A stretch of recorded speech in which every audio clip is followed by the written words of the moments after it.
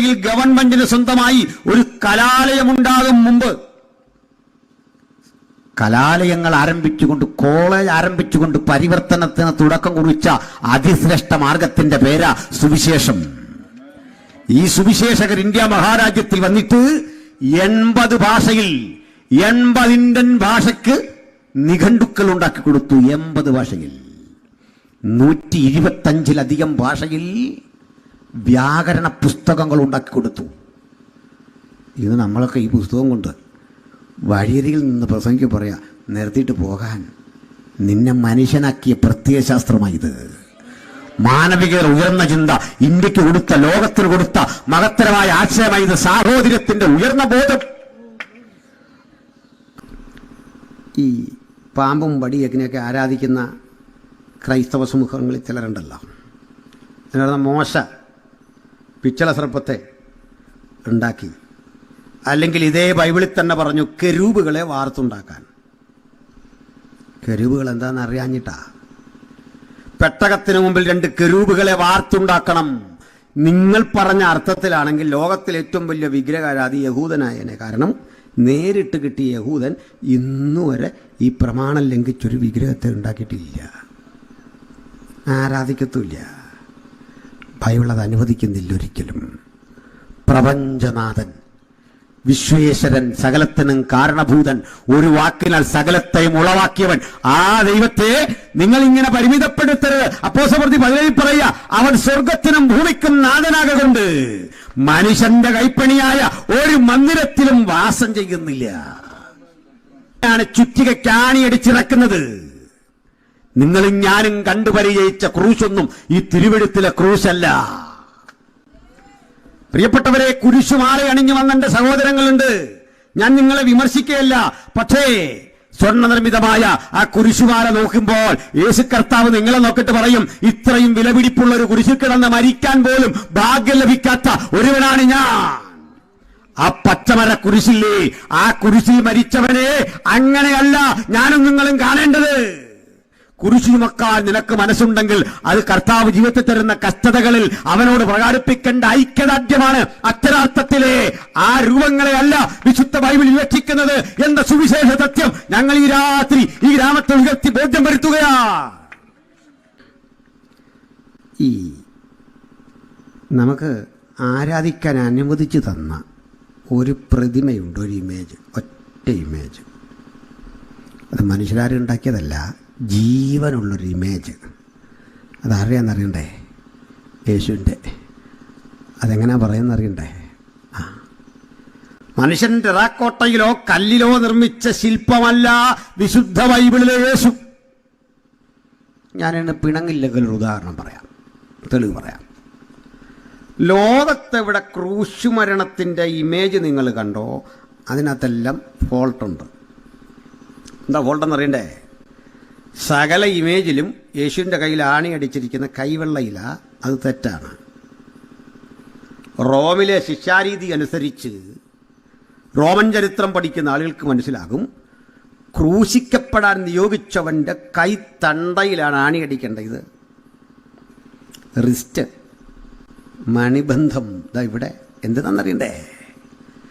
നിയോഗിക്കപ്പെട്ട അപ്പോത്തിക്കരി എന്നറിയപ്പെടുന്ന വൈദ്യൻ വരണം. അയാൾ നാഡി പരിശോധിച്ച് ആണി ഇറക്കേണ്ട സ്ഥലം അടയാളപ്പെടുത്തണം. ഞരമ്പ് കെട്ടുകൾ പിണയുന്ന ഈ ഭാഗത്തെ ആണി അടിക്കാൻ അടയാളം കയ്യിലും കാലിലും രേഖപ്പെടുത്തിയിട്ട് കുറ്റപത്രം വായിച്ചു കേൾപ്പിച്ചാലുടൻ ചതുരവടിവുള്ള ആണി, അഗ്രം മുനയുള്ള ആണി 3 ആരാച്ചാർമാർ ചേർന്ന് ഒരേ സമയത്ത് കുത്തിയിറക്കണം. മുഴുവൻ ചോരയും വാർന്നു എന്നുറപ്പായാലുടൻ ഈ ആണി ഒന്ന് തിരിക്കും, ഞരമ്പ് കെട്ടുകൾ സ്ട്രക്കാകും, പിന്നെ രക്തോട്ടമില്ല. ശരീരത്തിലേക്ക് ആവശ്യത്തിന് ഓക്സിജൻ കിട്ടാതെ, ശ്വാസമെടുക്കാൻ കഴിയാതെ ഈ വ്രണിതഹൃദയൻ പീഡിപ്പിക്കപ്പെട്ടവൻ ഇങ്ങനെ കിടക്കുമ്പോൾ ക്രൂശോട് ചേർത്ത് പിന്നെ 1 യോഹന്നാൻ 5:19 മുതൽ 21 വരെയുള്ള വേദഭാഗങ്ങൾ നമുക്ക് വായിക്കാം. നാം അറിയുന്നു, സർവ്വലോകവും ദുഷ്ടന്റെ അധീനത്തിൽ കിടക്കുന്നു. ദൈവപുത്രൻ വന്നു എന്നും സത്യദൈവത്തെ അറിയുവാൻ നമുക്ക് വിവേകം തന്നുവെന്നും നാം അറിയുന്നു. നാം സത്യദൈവത്തിൽ അവന്റെ പുത്രനാകുന്ന യേശുക്രിസ്തുവിൽ തന്നെ ആകുന്നു. അവൻ സത്യദൈവവും നിത്യജീവനുമാകുന്നു. കുഞ്ഞുങ്ങളെ, വിഗ്രഹങ്ങളോട് അകന്ന് സൂക്ഷിച്ചുകൊള്ളുവിൻ. അനുഗ്രഹിക്കപ്പെട്ട ഈ ദൈവവചന ഭാഗത്തിനായി ദൈവത്തിന് മഹത്വം. വിശുദ്ധ ബൈബിൾ, പഴയ നിയമം, പുതിയ നിയമം എന്നിങ്ങനെ രണ്ട് ഭാഗങ്ങളാണ് എന്ന് പ്രബുദ്ധരായ നിങ്ങൾക്കറിയാം. ഈ ഗ്രന്ഥം വിശുദ്ധ ബൈബിൾ എന്ന നിലയിൽ ക്രൈസ്തവരുടെയും യഹൂദന്മാരുടെയും മാത്രം ഗ്രന്ഥമല്ല. സാധാരണ മതഗ്രന്ഥങ്ങളിൽ നിന്ന് വിഭിന്നമായി ബൈബിളിന് മാത്രമുള്ള ഒരു സവിശേഷത, അത് വായിക്കാനും വിശ്വസിക്കാനും തിരസ്കരിക്കാനും അഥവാ നിരാകരിക്കാനുമുള്ള മനുഷ്യരാശിയുടെ സ്വാതന്ത്ര്യത്തെ അത് ആദരിക്കുന്നു എന്നതാണ്. ബൈബിളിന് മാത്രമുള്ള ഒരു പ്രത്യേകത, അത് സംവാദങ്ങളെ സ്വാഗതം ചെയ്യുന്നു എന്നുള്ളതാണ്. ഞാൻ ഈ പൊതുസ്ഥലത്ത് നിന്നുകൊണ്ട് നമ്മുടെ രാജ്യത്ത് നിലനിൽക്കുന്ന ഏതെങ്കിലും മതം ആചരിച്ചു പോരുന്ന ആചാര ദുരാചാരങ്ങളെ എതിർത്തു എന്ന് വിചാരിക്കുക. വാസ്തവത്തിൽ അത് ഭരണഘടനാപരമായ പൗരൻ്റെ അവകാശമാണ്. ആചാരങ്ങളിൽ ദുരാചാരങ്ങളും അന്ധവിശ്വാസങ്ങളും ഉണ്ടെങ്കിൽ അത് ചൂണ്ടിക്കാട്ടുക എന്നത്. എന്നാൽ ഒരു കാര്യം ആചാരമല്ല ദുരാചാരമാണെന്നിരിക്കെ അതിനെ വിമർശിക്കുകയോ നിഷേധിക്കുകയോ നിരാകരിക്കുകയോ ചെയ്താൽ അത്തരം പ്രസംഗങ്ങൾക്ക്, അത്തരം വിശകലനങ്ങൾക്ക് വളരെ മോശമായ ഒരു പ്രതികരണം ഉണ്ടാവുക സ്വാഭാവികമാണ്. ചുരുക്കത്തിലൊരു മതത്തിൻ്റെ ദുരാചാരങ്ങൾ വിമർശിക്കപ്പെടുന്ന ഇടത്ത് ആ മതവക്താക്കൾ പ്രകോപിതരാകുന്ന പതിവുണ്ട്. ഞാൻ ഈ സ്ഥലത്ത് നിന്നുകൊണ്ട് ലോകപ്രസിദ്ധങ്ങളായ ഏത് മതസംഹിതയെ വിമർശിച്ചാലും അതിൻ്റെ വക്താക്കൾക്ക് അതുണ്ടാക്കുന്ന പ്രയാസം വളരെയാണ്. പക്ഷെ നിങ്ങൾക്കറിയണ്ടേ, ബൈബിളിന് മാത്രമുള്ള ഒരു സവിശേഷത, അത് വിമർശനങ്ങളെ സ്വാഗതം ചെയ്യുന്നു. ബൈബിളിലെ ദൈവം മനുഷ്യരാശിയെ മുഴുവൻ നോക്കിയിട്ട് പറയുകയാണ്, വരുവിൻ, നമുക്ക് തമ്മിൽ വാദിക്കാം. നിങ്ങൾ വരൂ, ചർച്ചക്ക് സന്നദ്ധമാകൂ, സംവാദിക്കൂ. എന്നിട്ടത് അപ്പടി അംഗീകരിക്കണമെന്നില്ല. നിങ്ങൾക്ക് നിരാകരിക്കാം, നിങ്ങൾക്ക് തിരസ്കരിക്കാം. അടിച്ചേൽപ്പിക്കപ്പെടുന്ന ഒരാശയം എന്ന നിലയിൽ ബൈബിളിനെ ഉൾക്കൊള്ളണം എന്ന് യാതൊരു നിബന്ധനയുമില്ല. പൂർണ്ണ സ്വാതന്ത്ര്യമാണ് മനുഷ്യരാശിക്കത് വച്ചിട്ടുള്ളത്. ആധ്യാത്മികത, അതിൻ്റെ ഉൾക്കൊള്ളൽ കേൾക്കുന്ന മനുഷ്യൻ്റെ മനസാക്ഷിക്കിണങ്ങും വിധം അവന് മാത്രം തീരുമാനിക്കാനുള്ള അവകാശമാണ്. ഇത് ഭരണഘടനയും പറയുന്നെങ്കിൽ ഇന്ത്യയുടെ ഭരണഘടനയോട് 100% നീതി പുലർത്തിക്കൊണ്ടാണ് ബൈബിളിൻ്റെ പ്രചാരകരായ ഞങ്ങൾ യേശുവിനെ പ്രസംഗിക്കുന്നത് എന്ന് അഭിമാന പുരസ്സരം പറയട്ടെ. ഈ ഘട്ടത്തിൽ നമ്മളിൽ പലരും കേട്ട്, അല്ലെങ്കിൽ ചിലർ ബോധപൂർവം കേൾപ്പിക്കാൻ ശ്രമിച്ച ഒരു തെറ്റായ ചിന്തയെ തിരുത്തിക്കൊണ്ട് ഞാൻ ഈ വിശകലനത്തിലേക്ക് കടക്കാം. എന്താണത്? ബ്രിട്ടീഷുകാർ ഇന്ത്യയിലേക്ക് വരുന്നു.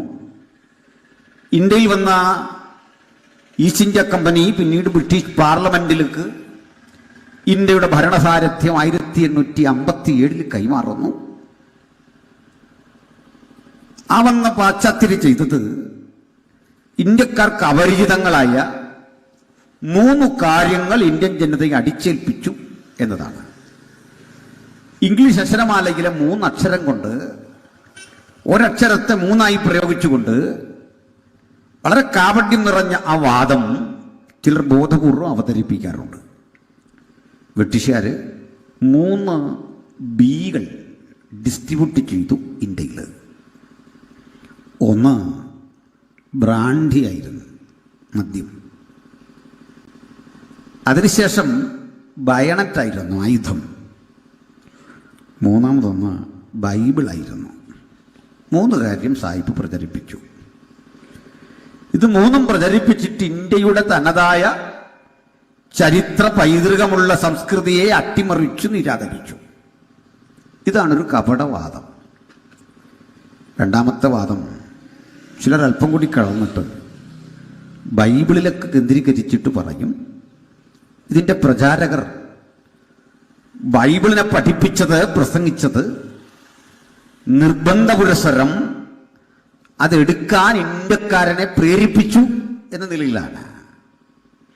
മറ്റൊരു നിലയിൽ പറഞ്ഞാൽ ബൈബിളിന്റെ വക്താക്കൾ, അതിൻ്റെ പ്രചാരകർ ആളുകളെ ആകർഷിച്ചത് കേൾവിക്കാർക്ക് ആഹാരപദാർത്ഥങ്ങൾ കൊടുത്തും അതല്ലെങ്കിൽ ദാരിദ്ര്യം മുതലെടുത്തും അവർക്ക് അന്യമായിരുന്ന സോപ്പും ചീപ്പും കണ്ണാടിയും ആഹാരപദാർത്ഥങ്ങളുമൊക്കെ കൊടുത്തു, വൈറ്റമിൻ ഗുളിക കൊടുത്തു, പാൽപ്പൊടി കൊടുത്തു, ഒക്കെ മതം മാറ്റി. മൂന്നാമത്തെ ഒരു കാപട്യം, ഒരു വാദം, ഇന്നും ഇതേ കാര്യം മതപരിവർത്തന ലോബി എന്ന നിലയിൽ തദ്ദേശീയരായ ക്രൈസ്തവർ ചെയ്തുകൊണ്ടിരിക്കുന്നു, വിശേഷിച്ച് ഇവാഞ്ചലിക്കൽസ് എന്ന് അവർ വിളിക്കുന്ന പെന്തക്കോസ്ത് സഭകൾ. ഈ 3 വാദങ്ങളും അപ്രസക്തമാണ്. അവ ഒന്ന് ബോധ്യപ്പെടുത്തിയിട്ട് ഈ ഉള്ളടക്കത്തിലേക്ക് വരാനാണ് എനിക്കൊരു താല്പര്യം. ആദ്യം പറയട്ടെ, ബ്രിട്ടീഷ് ഈസ്റ്റ് ഇന്ത്യ കമ്പനി അങ്ങ് ബംഗാളിലെ ഭരണാധികാരിയായിരുന്ന സിറാജ് ദൗളയെ തോൽപ്പിച്ചുകൊണ്ട് ഇന്ത്യയിലേക്ക് വന്നു. അതിനു മുമ്പ് ഈസ്റ്റ് ഇന്ത്യ കമ്പനികൾ ഇന്ത്യയിലുണ്ടായിരുന്നു. അത് ബ്രിട്ടീഷുകാരുടേതായിരുന്നില്ല, പോർച്ചുഗീസുകാരുടെയും ഡച്ചുകാരുടെയും ഒക്കെ ഈസ്റ്റ് ഇന്ത്യ കമ്പനികൾ ഇന്ത്യയിൽ പ്രവർത്തിച്ചിരുന്നു. ഒടുവിലാണ് ബ്രിട്ടീഷ് ഈസ്റ്റ് ഇന്ത്യ കമ്പനി ഇന്ത്യയിൽ വരുന്നത്. ഈസ്റ്റ് ഇന്ത്യ കമ്പനി ലണ്ടനിൽ രജിസ്റ്റർ ചെയ്ത ഒരു കമ്പനി മാത്രമാണ്. ആ കമ്പനി ഏതാണ്ട് 3 നൂറ്റാണ്ടുകളോളം ഈ മഹാരാജ്യത്തെ അടിമകളാക്കി വച്ചു, കോളനിവൽക്കരിച്ചു, ജനതയുടെ അധികാരാവകാശങ്ങളെ നിഷേധിച്ചുകൊണ്ട് നമ്മുടെ മണ്ണും വിഭവശേഷിയും സ്വന്തമാക്കി. ആദരണീയനായ ശശി തരൂർ ബ്രിട്ടീഷ് പാർലമെന്റിൽ ഇത് സംബന്ധിച്ച് നടത്തുന്നൊരു പ്രസംഗം വളരെ കൃത്യമാണ്, കാലികോചിതമാണ്, കാലിക പ്രസക്തമാണ്. അങ്ങനെ നമ്മളെ ഇന്ത്യക്കാരെ കൊള്ളയടിച്ചു ഈസ്റ്റ് ഇന്ത്യ കമ്പനി. വാസ്തവത്തിൽ ഈസ്റ്റ് ഇന്ത്യ കമ്പനി മാത്രമാണോ ഇന്ത്യയെ കൊള്ളയടിച്ചത്? അല്ലെങ്കിൽ ഡച്ചുകാരും പോർച്ചുഗീസുകാരും മാത്രമാണോ? അല്ല. ഇവർ വരുന്നതിന് മുമ്പോ വരുന്ന ഘട്ടത്തിലോ കൊള്ളയടി ഇവിടെ നടന്നിരുന്നു. അത് വീരപ്പനും ഒന്നുമല്ല. ഇന്ത്യ ഭരിച്ച 600-ൽ പരം നാട്ടുരാജാക്കന്മാർ ഈ രാജ്യത്തെ കൊള്ളയടിച്ചു. എങ്ങനെ? 108-ൽ പരം രൂപത്തിൽ കരം പിരിച്ചുകൊണ്ട് തിരുവിതാംകൂർ രാജാക്കന്മാർ ഈ രാജ്യത്തിലെ ജനതയെ പിഴിഞ്ഞു. അവർ ഭരിക്കുന്നതാകട്ടെ രാജ്യത്ത് നിലനിന്നിരുന്ന ചാതുർവർണ്ണ്യ വ്യവസ്ഥയുടെ കൃത്യമായ മൂല്യങ്ങളിൽ അധിഷ്ഠിതമായിട്ടായിരുന്നു. ബ്രാഹ്മണ്യമായ മൂല്യങ്ങൾ ക്ഷത്രിയ സമൂഹം പകർത്തിക്കൊണ്ട് അവർക്ക് വേണ്ടി ഭരിച്ചു. അതിൽ താഴെയുള്ള ജനത അനുഭവിച്ചു പോന്നത് നിഷ്ഠൂരവും ക്രൂരവുമായ പീഡകളായിരുന്നു. ഒരു 100-110 വർഷം മുമ്പേ ഈ രാജ്യത്തെ ശിക്ഷാരീതികൾ എങ്ങനെയായിരുന്നു അറിയണ്ടേ? മോഷ്ടാവിനെ കൊണ്ടുവന്ന് മുക്കാലിയിൽ കെട്ടി അടിക്കുക, തെരുവിലിട്ട്.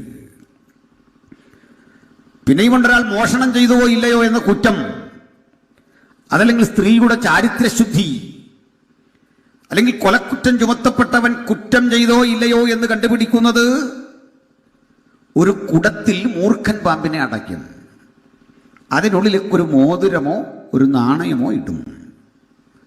കുറ്റവാളി എന്ന് സംശയിക്കുന്ന ആളിനെ കൊണ്ടുവന്ന് അയാളുടെ കൈ ഇതിനുള്ളിലേക്കിട്ട് പാമ്പിൻ്റെ കടി കേൾക്കാതെ ഈ നാണയം പുറത്തെടുക്കണം, അല്ലെങ്കിൽ മോതിരം പുറത്തെടുക്കണം. പാമ്പ് കുത്തി ആൾ മരിച്ചാൽ നിങ്ങൾ കുറ്റവാളിയാണ്. മറ്റൊരു ശിക്ഷാരീതി ഉണ്ടായിരുന്നു, അഗ്നിപരിശോധനയായിരുന്നു. അത് തിളച്ചുമറിയുന്ന എണ്ണയിലേക്ക് മനുഷ്യൻ്റെ കൈമുക്കുക, ആ കൈയിലേക്ക് തുണി ചുറ്റിയിട്ട് പൊക്കൊള്ളാൻ പറയും. ഇതിൻ്റെ എന്തിനാണെന്ന് വെച്ചാൽ ഒരാഴ്ച കഴിഞ്ഞ് അഴിക്കുമ്പോൾ കയ്യിൽ വ്രണമൊന്നുമില്ല, അങ്ങനെ വരത്തില്ലെന്നുള്ള മറ്റൊരു സത്യം. ഈ മനുഷ്യൻ നിഷ്കളങ്കനാണ്, തെറ്റുകാരനല്ല. ചാതുർവർണ്ണത്തിന് പുറത്തുള്ള സാധാരണ ജനങ്ങളോട് ഇങ്ങനെ രാജാക്കന്മാർ ഇടപെട്ടപ്പോൾ ഒരു ബ്രാഹ്മണന് കിട്ടിയിരുന്ന കുറ്റാന്വേഷണ രീതിയും ശിക്ഷയും രസകരമാണ്. അയാളുടെ തൂക്കമെടുക്കും. ആദ്യം തുലാസിലിരുത്തി തൂക്കമെടുത്ത ശേഷം ഇയാൾ ചെയ്തുവെന്ന് സംശയിക്കുന്ന കുറ്റകൃത്യം ഒരു താളിയോലയിൽ എഴുതും. മോഷണോ അല്ലെ മറ്റെന്തെങ്കിലും കാര്യം. ഒരു തമാശ കൂടി കിട്ടൂ, അന്ന് മോഷണമൊക്കെ കുറ്റമുള്ളൂ, മറ്റു പലതും കുറ്റമല്ല എന്ന് ഓർക്കണം. വിശേഷിച്ചത് ചെയ്യുന്നത് ബ്രാഹ്മൺ സംഘത്തിൽ ഒട്ടും കുറ്റമല്ല. അവരെ നിന്ദിക്കാനൊന്നും പറ്റില്ല. ഏത് കഠിന കുറ്റത്തിനും പരമാവധി കിട്ടാവുന്നത് ഇയാളിനെ നാടുകടത്തൽ മാത്രമാണ്. നമ്മുടെ ഇന്ന് ഉദ്യോഗസ്ഥന്മാർക്ക് ട്രാൻസ്ഫർ കൊടുക്കുന്നുല്ലേ. കൊട്ടാരക്കര ഉദ്യോഗസ്ഥനെ അഴിമതിക്ക് പിടിച്ചാൽ അയാളെ നേരെ കോട്ടയത്തിന് തട്ടും. കാരണം ഈ കൊട്ടാരക്കര ഇരുന്ന് അഴിമതി ചെയ്ത് അയാൾ ബോറടിച്ചു, അയാൾ തന്നെ മടുത്തു. ഒരു വെറൈറ്റി, ഇനിയും കോട്ടയത്ത് പോയി ചെയ്തു. പണ്ട് ഇയാളെ നാടുകടത്തും. താളിയോലയിൽ അയാൾ എഴുതിയ കുറ്റം രേഖപ്പെടുത്തിയ ശേഷം അത് കയ്യിൽ പിടിച്ചുകൊണ്ട് വീണ്ടും തുലാസിലൊന്ന് തൂക്കും. അളവിൽ വ്യത്യാസം വരുന്നുണ്ടെങ്കിൽ മാത്രം ഇയാൾ കുറ്റവാളി. കമ്പ്യൂട്ടറൈസ്ഡ് ത്രാസൊന്നുമല്ല, ചങ്ങല കെട്ടിയുള്ള ത്രാസാണ്. 80 കിലോ തൂക്കം വരുന്നൊരു മനുഷ്യൻ്റെ പക്കലേക്ക്, അല്ലെങ്കിൽ 70 കിലോ തൂക്കത്തിൻ്റെ കട്ടികളെടുത്ത് വെച്ചിട്ട് ഒരു ചെറിയ താളിയോല കൂടി കൊടുത്താൽ ഇതിന് പ്രത്യേകിച്ച് മാറ്റമൊന്നും വരില്ലെന്നറിയാം. ചുരുക്കത്തിൽ കുറ്റവാളി ബ്രാഹ്മണെങ്കിൽ അതൊന്നും വിലപ്പോകാത്തൊരു കാലം. നിങ്ങളുണ്ടാക്കുന്ന ഉൽപ്പന്നങ്ങൾ, നിങ്ങളുടെ ഭൂമിയൊന്നും നിങ്ങളുടേതല്ലാതിരുന്ന കാലം, ആ കാലത്ത് നിന്ന് പലതരം കുറ്റകൃത്യങ്ങളെ ഈ രൂപത്തിൽ കണ്ട അവസ്ഥയിൽ നിന്ന് ഇന്ത്യക്ക് പൊതുവിൽ ഒരു ഭരണക്രമവും കോഡും അല്ലെങ്കിൽ നിയമമൊക്കെ ഉണ്ടാകുന്നത് 1860 മെക്കോളെ പ്രഭു ഇന്ത്യ ഭരിക്കുമ്പോഴാണ്. അന്ന് രൂപപ്പെട്ട നിയമത്തിൻ്റെ പേരാണ് ഇന്ത്യൻ പീനിയൽ കോഡ്, ഇന്ത്യൻ ശിക്ഷാ നിയമം. നമ്മളത് മാറ്റിയിട്ട് ഭാരതീയ ന്യായ സംഹിത എന്ന പേരിൽ പരിഷ്കരിച്ചു കഴിഞ്ഞ വർഷം. നല്ലത്. ഈ ഭാരതീയ ന്യായ സംഹിതയോ അഥവാ അതിൻ്റെ പ്രാക്തന രൂപമായ ഇന്ത്യൻ പീനൽ കോഡിൻ്റെ മുമ്പിലോ കുറ്റവാളിയുടെ ജാതിയും മതമൊന്നും വിഷയമല്ല, കുറ്റവാളി ഇത് മാത്രമേ ഉള്ളൂ. അങ്ങനെ നമ്മുടെ രാജ്യത്തെ പരിഷ്കരിക്കുന്നതിൽ, രാജ്യത്തിന് സമഗ്രമായൊരു ചിത്രം വരയ്ക്കുന്നതിലൊക്കെ അവർ വിജയിച്ചിട്ടുണ്ട്. ഞാൻ പറയും, ഈ രാജാക്കന്മാരൊന്നും നീതിബോധത്തോടെ ഭരിച്ചവരല്ല. ആണെങ്കിൽ അതെടുത്ത് കാണിക്കുന്ന ചിലർ രാജാക്കന്മാരുടെ ഔദാര്യത്തെക്കുറിച്ച് പറയാറുണ്ട്. ഉദാരമതികളായ രാജാക്കന്മാർ നല്ലതാണ്. പക്ഷെ ഒരു കാര്യം, ഞാനിന്ന് ഈ രാജ്യത്ത് നിൽക്കുന്നത്, ജീവിക്കുന്നത് ഒരു രാജാവിൻ്റെ ഔദാര്യത്തിലല്ല. അതുകൊണ്ട് ഇന്ത്യയെ സ്നേഹിക്കുന്ന നിങ്ങൾ, ഇന്ത്യ മഹാരാജ്യത്തെ മാതൃരാജ്യമായി കാണുന്ന നമ്മൾ ഇന്ത്യക്കാരായതിൽ അഭിമാനിക്കണം. പക്ഷെ എന്തഭിമാനം 1947 ശേഷമുള്ള ഇന്ത്യയിലാണ്. 1947 സ്വാതന്ത്ര്യം രൂപപ്പെട്ട കാലഘട്ടത്തിൽ യൂണിയൻ ജാക്ക് താഴ്ത്തിക്കെട്ടി ത്രിവർണ പതാക പാറിച്ചുകൊണ്ട് ഇന്ത്യ എന്ന പരമാധികാര സ്വതന്ത്ര രാജ്യം രൂപപ്പെട്ട ശേഷമുള്ള ഇന്ത്യയെ മാത്രമേ എനിക്ക് സ്നേഹിക്കാൻ പറ്റൂ. കാരണം അന്ന് മുതലാണ് ഞാൻ പൗരനായത്. അതിനുമുമ്പ് വെറും പ്രജയാണ്. രാജാവിൻ്റെ തിട്ടൂരങ്ങൾക്ക് വഴങ്ങി കൈകൂപ്പി ഇങ്ങനെ നിൽക്കേണ്ട ഒരു പ്രജ.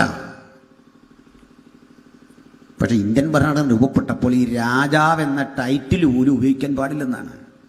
നമ്മളെന്നാലും രാജാവെന്നൊക്കെ ചില പത്രത്തിൽ പേര് വരും. ഈ മാധ്യമപ്രവർത്തകർ പലരും ഭരണഘടന വായിക്കത്തുണ്ടാ. അങ്ങനെ വിളിക്കരുതെന്ന് ഇന്ത്യൻ ഭരണഘടനയിൽ രേഖാമൂലം എഴുതി വെച്ചിരിക്കുകയാണ്. രാജാവെന്ന് ഇനി സ്വതന്ത്ര ഇന്ത്യയിൽ വിളിക്കാൻ പാടില്ല. അറിയും, പണ്ട് നിങ്ങൾ രാജാവായിരിക്കാം. ഈ മാറ്റങ്ങൾക്ക് നിദാനം എന്തായിരുന്നു എന്നറിയണ്ടേ?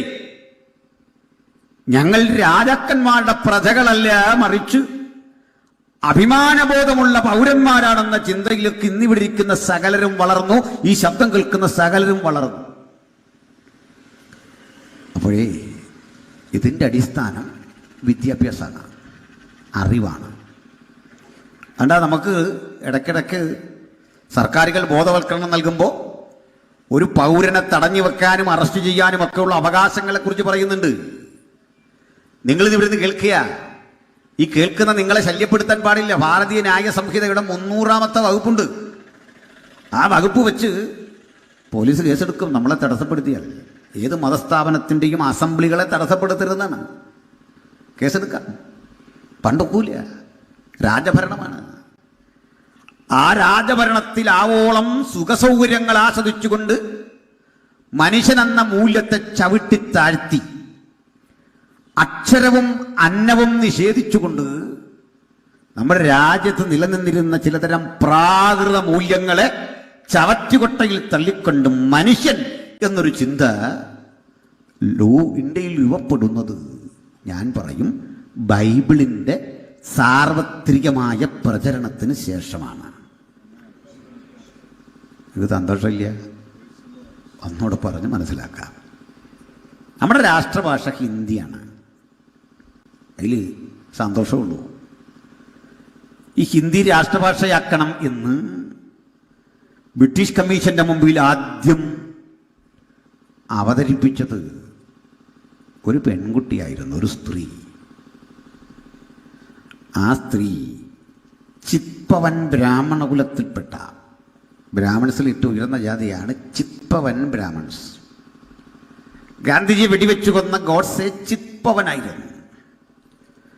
ചിത്പവൻ ബ്രാഹ്മണകുലത്തിൽപ്പെട്ടൊരു പെൺകുട്ടി കമ്മീഷന്റെ മുമ്പിൽ ചെന്നിട്ട് സധൈര്യം വിളിച്ചു പറഞ്ഞു, ഇന്ത്യക്കൊരു ദേശീയതയുണ്ട്, അതിനൊരു ദേശീയ ഭാഷ ഉണ്ടാക്കണം, അത് ഹിന്ദി ആകണം. ഈ പെൺകുട്ടിക്ക് മറ്റൊരു പ്രത്യേകത, അധ്യക്ഷൻ ഓർപ്പിച്ച പോലെ അവർ പാട്ടുപാടി പ്രാർത്ഥിച്ച് യേശുവിനെ വിശ്വസിച്ച അന്യഭാഷ പറയുന്ന ഒരു സ്ത്രീയായിരുന്നു. നിങ്ങൾ കേട്ടിട്ടുണ്ടാവില്ല പലരും. അവർക്ക് വേണ്ടി 1960 നമ്മുടെ രാജ്യം ഒരു തപാൽ സ്റ്റാമ്പ് പുറത്തിറക്കി. ഒരു തപാൽ സ്റ്റാമ്പ് ആര് സമരം ചെയ്തിട്ടൊന്നുമില്ല പുറത്തിറക്കിയത്. ഇങ്ങോട്ട് ശ്രദ്ധിച്ചിരിക്കണം. ഈ കസേര ഇടുന്നതോ വണ്ടി പോകുന്നതോ നോക്കിയിരിക്കില്ലേ. അല്ല, ഈ കസേര ഇടുന്നത് കണ്ടിട്ടില്ലെന്നുണ്ട് മോനെ, അതങ്ങനെ അവർക്ക് കാണാൻ പാത്രമുണ്ടോക്കി. ഉണ്ടങ്ങനെ, അത് മനസ്സിലായല്ലോ. ഏകാഗ്രത പോകരുത്, ശ്രദ്ധിച്ചിരിക്കണം. 1960 രാഷ്ട്രം ഒരു തപാൽ സ്റ്റാമ്പ് പുറത്തിറക്കി ഒരു വനിതയെ ആദരിച്ചു. അതൊരു രക്ഷിക്കപ്പെട്ട കർത്തൃദാസിയായിരുന്നു. പേര് പണ്ഡിത രമാബായി സരസ്വതി. എന്താ പണ്ഡിത രമാബായി സരസ്വതിയുടെ സവിശേഷതകൾ കണ്ടില്ലേ? കർണാടകയിലെ ഒരു അപരിഷ്കൃത ഗ്രാമത്തിൽ ജനിച്ചു വളർന്ന ഒരു ചിത്പവൻ ബ്രാഹ്മണ വനിത, ഒരു പെൺകുട്ടി. അവർ ദേശാന്തരികളായി അപ്പനൊപ്പം സഞ്ചരിക്കുക. ഈ പണ്ഡിത എന്നത് ബിരുദമാട്ടോ, പണ്ഡിറ്റ്. പണ്ഡിറ്റ് കറുപ്പൻ എന്നൊക്കെ പറയുമല്ലോ. പണ്ഡിറ്റ് ഒരു ബിരുദമാണ്. പണ്ഡിറ്റ് നെഹ്റുവിൻ്റെ ബിരുദം ഓണറ്റിയാണെന്ന് കേട്ടിട്ടുണ്ട്, പഠിച്ചു കിട്ടിയതല്ലെന്നും ഒക്കെ കേട്ടിട്ടുണ്ട്. എനിക്കതിൽ തർക്കമൊന്നുമില്ല, എൻ്റെ വിഷയം അതല്ല. പക്ഷെ ഇവർക്ക് ഇന്ത്യയിൽ ആദ്യ ബിരുദം കിട്ടുന്ന സ്ത്രീയാണ് പണ്ഡിത രമാബായി സരസ്വതി. ഈ സഹോദരി ചെറുകുട്ടിയായിരിക്കെ അപ്പനൊപ്പം ഇങ്ങനെ യാത്ര ചെയ്യും. എഴുത്തോലകളോ വലിയ കെട്ടുണ്ട്. ആ കെട്ടുകളിൽ മന്ത്രതന്ത്രാദികളുടെ സമാഹാരമാണ്. വലിയ ജീവിത വിശുദ്ധിക്ക് പ്രാധാന്യം കൊടുക്കുന്ന പിതാവ് നഗ്നബാധനായി ഭാര്യയ്ക്കും മകൾക്കുമൊപ്പം നടന്നു പലയിടങ്ങളിൽ യാത്ര ചെയ്തു. വിലപിടിപ്പുള്ള അനവധി ക്ഷേത്രങ്ങളിൽ അനവധി തീർത്ഥാടന കേന്ദ്രങ്ങളിൽ അവരിങ്ങനെ യാത്ര ചെയ്തു. മിക്കപ്പോഴും പട്ടിണിയാണ്. പട്ടിണി വരാൻ കാരണം മറ്റ് ബ്രാഹ്മണസിന്റെ പോലും ഫുഡ് കഴിക്കാൻ ഇവർക്ക് കഴിയില്ല. അയിത്തം നിലനിൽക്കുന്ന, ദുരാചാരങ്ങൾ നിലനിൽക്കുന്ന കാലത്ത് വളരെ ശ്രദ്ധിച്ചു മാത്രം ഭക്ഷണം കഴിക്കേണ്ടി വരുന്ന, ഒരുപാട് സാമഗ്രികളുമായി വരുന്ന ആളുകളോടെല്ലാം മുമ്പിൽ കൈനീട്ടാൻ അനുവാദമില്ല. വലിയ മതചിട്ടകളുടെ ഒരു വലിയ നിബന്ധനകളുടെ നടുവിലൂടെയാണ് അവരുടെ യാത്ര. അങ്ങനെ മിക്കപ്പോഴും മുഴുപൊട്ടണി. ട്രെയിന് യാത്ര ചെയ്യാൻ വയ്യ, ആ ട്രെയിനിൽ ഭക്ഷണം കഴിക്കാൻ വയ്യ. ഈ യാത്രയിൽ ഇവർ ഒരുമിച്ചൊരു വിശേഷ നദിയിൽ കുളിച്ചു. ഈ കൊച്ചുമോള് മുങ്ങിപ്പൊങ്ങിയപ്പോൾ അവൾക്കതിൽ നിന്ന് ഒരു ശില്പം ലഭിച്ചു, ഒരു വിഗ്രഹം. വലിയ സന്തോഷമായി. അതോടെ അവൾക്കൊരു ദിവ്യ പരിവേഷം വന്നു. അപ്പൻ അഭിമാന പുരസ്സരം പറഞ്ഞു, ഇവളിൽ ഒരു ദൈവ സാന്നിധ്യമുണ്ടേ. അവൾ കൊണ്ടു നടക്കുന്ന ഒരു ശില്പം കണ്ടില്ലേ? വരുന്നവരൊക്കെ അവളുടെ കാൽക്കൽ വീഴാൻ തുടങ്ങി. അവൾ തലയിൽ കൈവെക്കാൻ ആളുകൾ കാത്തുനിന്നു. അവൾ അനുഗ്രഹം നേടാൻ ആളുകൾ കാത്തുനിന്നു. അവൾക്കും അഭിമാനം വർദ്ധിച്ചു. പക്ഷെ ആ യാത്രയുടെ പുരോഗതിക്കിടയിൽ അപ്പൻ മരിച്ചു. ദാരുണ മരണം, അതും പട്ടിണി മരണം.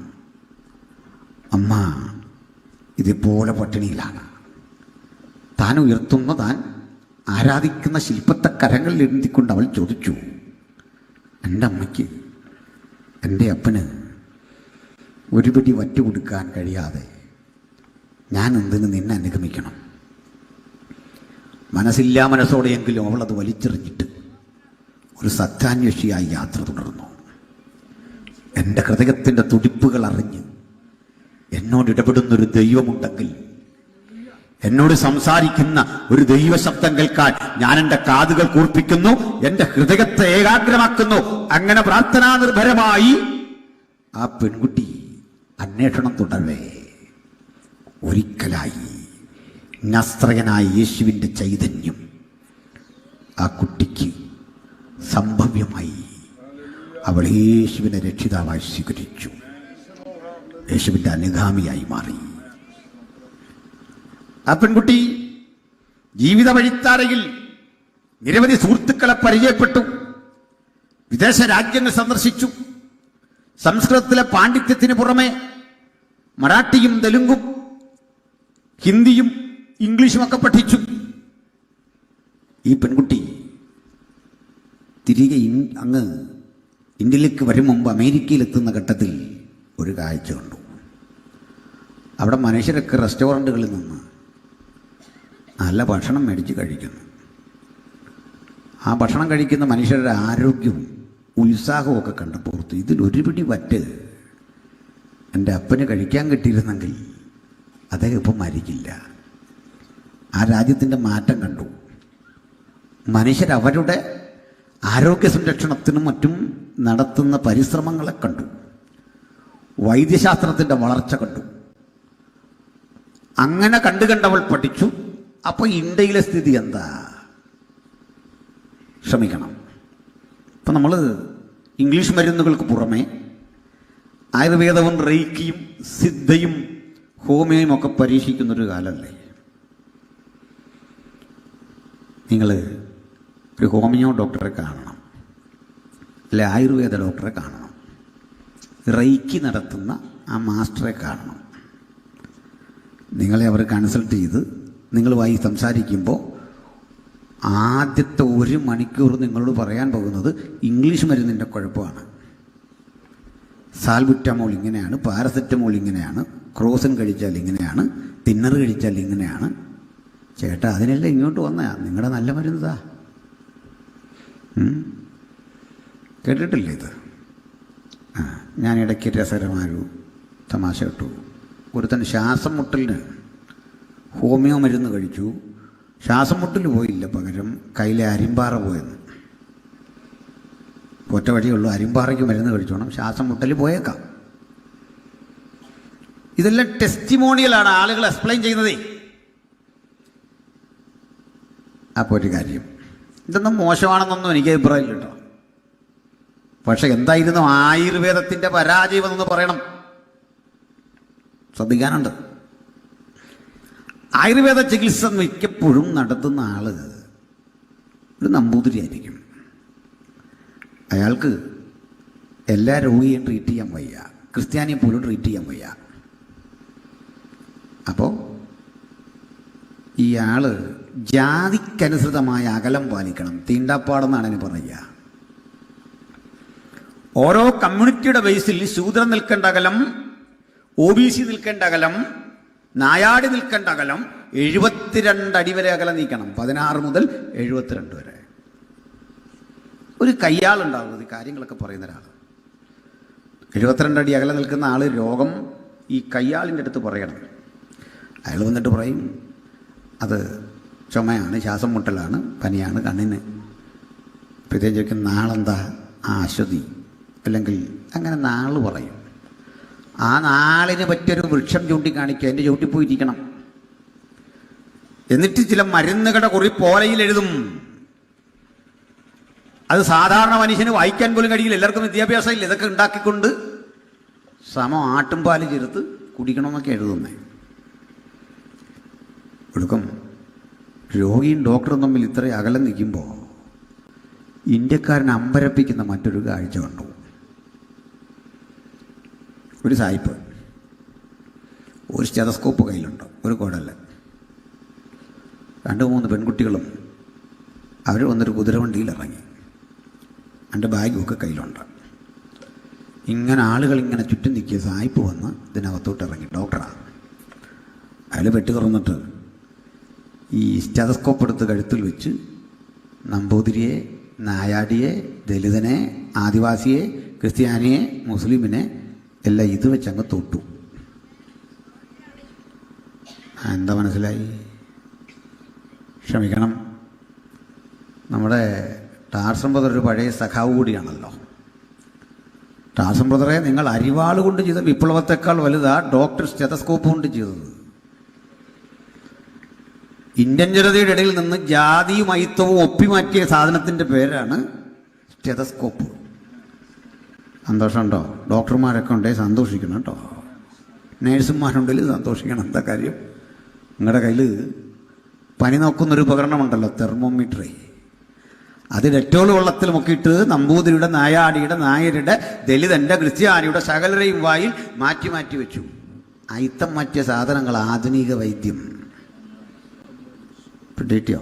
അല്ല, ആയുർവേദം മോശമായിട്ടല്ലെന്ന്. അല്ല, ഇതൊക്കെ നല്ലതാണെന്ന് പറയുന്ന സഹോദരങ്ങൾ, ഇതെന്താ എല്ലാവർക്കും കൊടുക്കാൻ? എന്താ നളന്ത നല്ലതാ, തക്ഷശില നല്ലതാ, പക്ഷെ നിങ്ങൾ എന്താ എല്ലാവർക്കും കൊടുത്തില്ല? അതിലേക്കുള്ള പ്രവേശനം ചിലരുടെ മുമ്പിൽ കൊട്ടിയടച്ചു. അങ്ങനെ ഇരിക്കെ ഞങ്ങൾ ബൈബിളിന്റെ പ്രചാരകർ ഈസ്റ്റ് ഇന്ത്യ കമ്പനിയുടെ കൂട്ടുപിടിച്ചല്ല. ഈസ്റ്റ് ഇന്ത്യ കമ്പനി ഇന്ത്യ കൊള്ളയടിക്കാൻ വന്നു. പക്ഷെ അവർക്കൊപ്പം ഇന്ത്യ മഹാരാജ്യത്തിലേക്ക് ചേക്കേറിയ സുവിശേഷകരുണ്ട്. ആ സുവിശേഷകർ ഒരു പിടി മണ്ണ് ഇവിടുന്ന് കൊണ്ടുപോയില്ല, ഒരു പിടി കുരുമുളകും കൊണ്ടുപോയില്ല, ഒരു തേക്കും തടിയും വെട്ടിമാറ്റിയില്ല. ഇംഗ്ലണ്ടിലും അമേരിക്കയിലും ഓസ്ട്രേലിയയിലും ഒക്കെ അവർക്കുള്ള ഒരു പിടി മണ്ണ് വിറ്റ് ആ പണം ഇന്ത്യ മഹാരാജ്യത്ത് കൊണ്ടുവന്ന് മിഷണറി പ്രവർത്തനങ്ങൾക്ക് വേണ്ടി ചിലവഴിച്ച അവസാന ശ്വാസം വരെ ഇവിടെ പൊരുതി മരിച്ച് അന്നവും അക്ഷരവും നിഷേധിക്കപ്പെട്ട ജനകോടികൾക്ക് വേണ്ടി പ്രാണത്യാഗം ചെയ്ത് പടുത്തുയർത്തിയ മഹത്തരമായ ഒരു സംസ്കൃതിയാ ക്രിസ്ത്യാനിറ്റി. അത് വിരാജിക്കുന്ന നസ്രായനെ, യേശുവിനെയും അവിടുത്തെ സുവിശേഷത്തെ ഉയർത്തിക്കാട്ടിക്കൊണ്ട് സുവിശേഷത്തിന്റെ സ്വതസിദ്ധമായ ചൈതന്യവത്തായ സന്ദേശം ഈ ഗ്രാമത്തിന്റെ മുമ്പിൽ അഭിമാനപുരസരം ഉയർത്തിക്കാട്ടിക്കൊണ്ട് ഞങ്ങൾ വിളംബരം ചെയ്യുന്നു. മറ്റൊരുവരിലും രക്ഷയില്ല. നാം രക്ഷിക്കപ്പെടുവാൻ ആകാശത്തിന് കീഴിൽ മനുഷ്യരുടെ ഇടയിൽ നൽകപ്പെട്ട ഒരൊറ്റ നാമം, അതുല്യ നാമം, നസ്രയനായ യേശു ക്രിസ്തുവിന്റെ നാമം. ഹല്ലേലൂയ. അപ്പോൾ ഈ കള്ളക്കഥകളൊക്കെ നിർത്തണം, ഇല്ലെങ്കിൽ ഞങ്ങൾക്ക് ചരിത്രം പറയേണ്ടി വരും. ചരിത്രത്തിന്റെ പന്താവുകളിലൂടെ, അടരുകളിലൂടെ സഞ്ചരിച്ച ന്യായമായ ന്യായവാദങ്ങളിലൂടെ ഞങ്ങൾ കാര്യം പറയും. ഇത് ഡിജിറ്റൽ യുഗമാണ്, അത് എതിർ സംവാദകർക്ക് കൂടുതൽ പരിക്കേൽപ്പിക്കും എന്ന കാര്യത്തിൽ തർക്കമുണ്ട. എന്നോട് ആളുകൾ ചോദിക്കാറുണ്ട്, ഇപ്പൊ സംവാദമൊന്നുമില്ലേ? ഞാൻ പറഞ്ഞത് എൻ്റെ കുഴപ്പമില്ല. ഒറ്റയ്ക്ക് നിന്ന് നമുക്ക് സമൂഹഗാനം പാടാൻ പറ്റില്ലല്ലോ. പറ്റുമോ? പാട്ട് പാടുന്ന ആളിനോട് ചോദിച്ച് പറ്റില്ല. ഒറ്റയ്ക്കൊന്ന് ഗ്രൂപ്പ് ഡാൻസ് കളിക്കാൻ പറ്റില്ലെന്ന് എതിരാളികളില്ല, നിർത്തിപ്പോയി. ഞങ്ങൾ നോട്ടീസ് അടിച്ചിട്ടൊക്കെ വാക്ക് തന്നിട്ട് പോയ കക്ഷികളുണ്ട്. എന്താ കാര്യം? ഞങ്ങൾക്ക് തുറന്ന മനസ്സാണെന്ന് ഈ ചർച്ചയ്ക്ക്, തുറന്ന മനസ്സ്. ഹല്ലേലൂയ. അപ്പോൾ ഈസ്റ്റ് ഇന്ത്യ കമ്പനി കൊള്ളയടിക്കാൻ വന്നു. സുവിശേഷകർ ഇന്ത്യയിൽ വരുമ്പോഴുള്ള സ്ഥിതി കേൾക്കണം. ഈ സുവിശേഷകർ ഇന്ത്യയിൽ വരുന്നതിന് ഏറ്റവും എതിരായിരുന്നു ഈസ്റ്റ് ഇന്ത്യ കമ്പനി. വില്യം കേറിക്ക് ഇന്ത്യയിൽ ഇറങ്ങാൻ വിസ കൊടുക്കാതെ 3 മാസം അദ്ദേഹം കപ്പൽ വഴി അലഞ്ഞു. ഇന്ത്യൻ മണ്ണിൽ കാലുകുത്തിക്കില്ലായിരുന്നു. ഈ പുസ്തകം കയ്യിലെന്തിയവൻ ആരാ? സായിപ്പ്.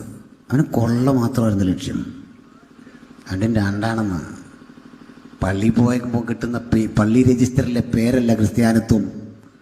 മനസ്സിലായോ? പള്ളി രജിസ്റ്ററിലെ പേരല്ല ക്രിസ്ത്യാനിത്വം.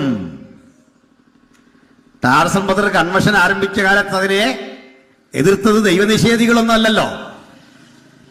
സുവിശേഷം പറയുന്നതിന് വിപരീത ദിശയിൽ നിന്നുകൊണ്ട് പ്രവർത്തിച്ച പലരുടെയും പശ്ചാത്തലം പരതിയാൽ മനസ്സിലാകും ഈ പുസ്തകത്തെ എന്റെ പുസ്തകമാണെന്നും ഇതിലെ കർത്താവായ യേശു ക്രിസ്തു എന്റെ രക്ഷകനാണെന്നും വിശ്വസിക്കുകയും കാര്യത്തോടെടുക്കുമ്പോൾ യേശുവിനെയും തള്ളുകയും ചെയ്യുന്ന ഒരു തരം ഇരട്ടത്താപ്പ് ചിലർ വെച്ച് പുലർത്തും. ഞാനാരെയും ആക്ഷേപിക്കാൻ പറയല്ല. ക്രിസ്ത്യാനിത്വം എന്താ? ഞാനൊരിക്കൽ തൃശ്ശൂരിലൊരു കൺവെൻഷന് പ്രസംഗിക്കാൻ പോയി. അപ്പോൾ അത് ഒരു തരം നിർവചിക്കാനാവാത്ത തരത്തിലെ കൂട്ടായ്മയാണ്. സ്നാനമുണ്ടോ ഇതൊന്നും അറിയില്ല. ഞാനിവിടെ വരുന്ന വഴിക്ക് എനിക്കിദ്ദേഹത്തെ അറിയില്ല. ഞാൻ പലവട്ടം നമ്മളുടെ സാംബാസോട് ചോദിച്ചു, എന്താ അദ്ദേഹത്തിൻ്റെ ഡോക്ടറൽ സ്റ്റാൻഡ് എന്താ, ഉപദേശപരമായ നിലപാടെന്താ, അതൊക്കെ ചോദിച്ചിരുന്നു. അതറിയണം അതിനാ. അപ്പോൾ ഈ തൃശ്ശൂരേക്ക് പോകുമ്പോഴേക്ക് എൻ്റെ ഒരു CD ഒക്കെ ഉള്ള കാലത്താണ്. അത് കണ്ട കുറേ ആളുകൾ നടത്തിയ യോഗ. 2 CD ഉണ്ട്. അതിൽ ഈ ഇറാഖും യുദ്ധവും ഗസയും ഗത്തും അക്രോനും ഇങ്ങനെയൊക്കെ പറഞ്ഞ ചരിത്ര സംഭവങ്ങളായിരുന്നു. ഞാൻ അങ്കമാലി കഴിഞ്ഞപ്പോൾ അതിൻ്റെ സംഘാടകൻ വിളിച്ചിട്ട് പറഞ്ഞു, ആ CD-യുടെ 2ാം ഭാഗം ഇന്ന് കേട്ടു. അത് കേട്ടതോടുകൂടി വലിയ പ്രശ്നം ഇവിടെ നിന്ന് പറഞ്ഞു. എന്ന് വെച്ചാൽ എന്താ പ്രശ്നം? എൻ്റെ 2ാം ഭാഗത്ത് സ്നാനം പറയുന്നുണ്ട്, അതിവിടെ ഭയങ്കര വിഷയമാണ്. അപ്പം ഞാൻ പറഞ്ഞു, എന്ത് വേണം, ഞാൻ നിൽക്കണോ പോണോ പറഞ്ഞിട്ട്. ഞാൻ വണ്ടി ഏതായാലും സൈഡിലൊതുക്കി. അന്നൊക്കെ ഞാൻ ഒറ്റയ്ക്കാണ് യാത്ര. ഇപ്പം ശരീരം അതുപോലെ വയ്യ, വൈഫ് കൂടുണ്ട്. 10-26 കൊല്ലമായി ഈ പ്രസംഗം ആരംഭിച്ചിട്ട്. അപ്പോൾ കോംപ്രമൈസ് ചെയ്യുന്ന പരിപാടിയൊന്നുമില്ല. അതുകൊണ്ട് ഞാൻ തിരികെ പോവാം, എന്ത് വേണം. ആ മനുഷ്യൻ പറയുക, പാസ്റ്റർ വരികയും ചെയ്യണം, പ്രസംഗിക്കുകയും ചെയ്യണം, ആവശ്യമില്ലാത്തൊന്നും പറയരുത്. ഞാൻ മനസ്സിലെടുത്ത്, ദൈവമേ ഇവനെന്തിനാ ക്രിസ്ത്യാനി എന്നറിയപ്പെടുന്നേ? സ്നാനം ആവശ്യമില്ലാത്ത ആണോ?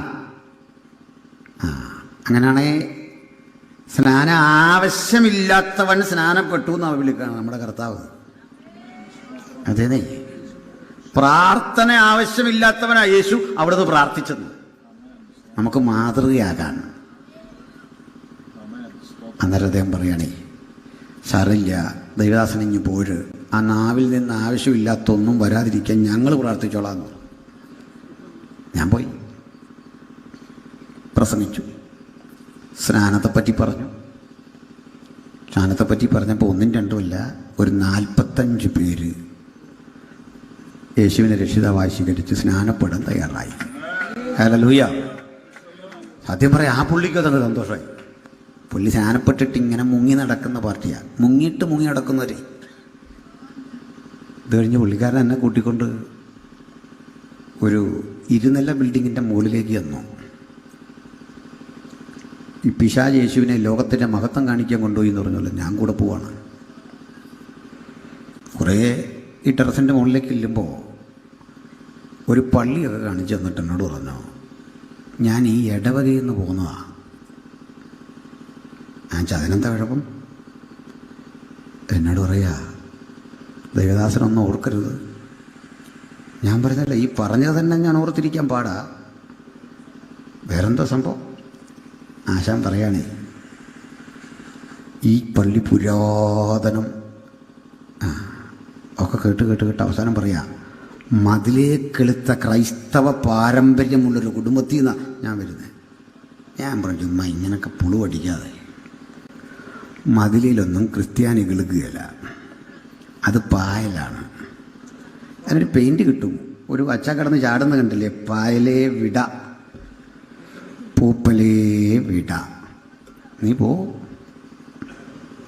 ക്രൈസ്തവൻ ജനനം കൊള്ളുന്നത് പള്ളിയുടെ മതിലിലും ചുവരയിലും പള്ളി ബുക്കിലെ പേരിലും ഒന്നും അല്ലെന്ന്. ക്രിസ്തുവിൽ ജനിക്കണം, ക്രിസ്തുവിൽ വസിക്കണം, അവനിൽ വേരൂന്നണം, അവിടുന്ന് ഫലം കായ്ക്കണം.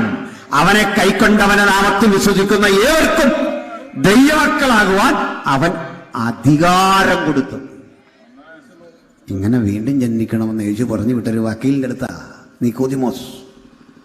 വക്കീല ജൂറിമാരുടെ പാനലിൽ ഇരുന്നു കൊണ്ട് വിധി പ്രഖ്യാപിക്കുന്നൊരു വലിയ മനുഷ്യൻ, സീനിയർ അഡ്വക്കറ്റാ. അദ്ദേഹം ഈ പദവി പോവുകയും ചെയ്യരുത്, അപ്പുറത്ത് ചെന്ന് അവർ അംഗീകരിക്കുകയും വേണം.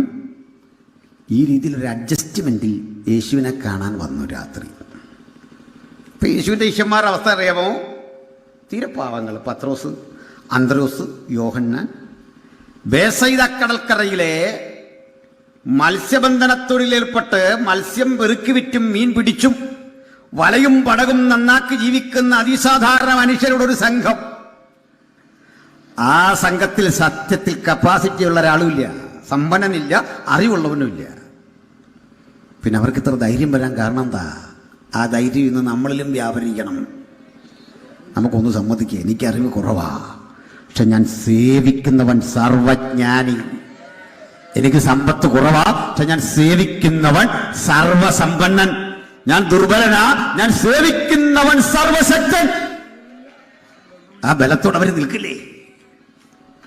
ആ ഘട്ടത്തിൽ വക്കീൽ വന്നിട്ട് പറയാ, റബി എന്ന് വെച്ചാൽ ഗുരു, നീ ദൈവത്തിൻ്റെ അടുക്കൽ നിന്ന് ഉപദേഷ്ടാവായി വന്നിരിക്കുന്നു എന്ന് ഞങ്ങൾ ഉറച്ചിരിക്കുന്നു. ഇത്രയും ഒരു പ്രസൻറ്റേഷൻ, ഇത്രയും ഒരു അവാർഡ് യേശുവിന് കൊടുത്തപ്പോൾ എങ്ങനെ പ്രതികരിക്കണമായിരുന്നു? പത്രോസേ, അന്ത്രോസേ, കേട്ടല്ലോ ഈ ചേട്ടൻ പറഞ്ഞത്.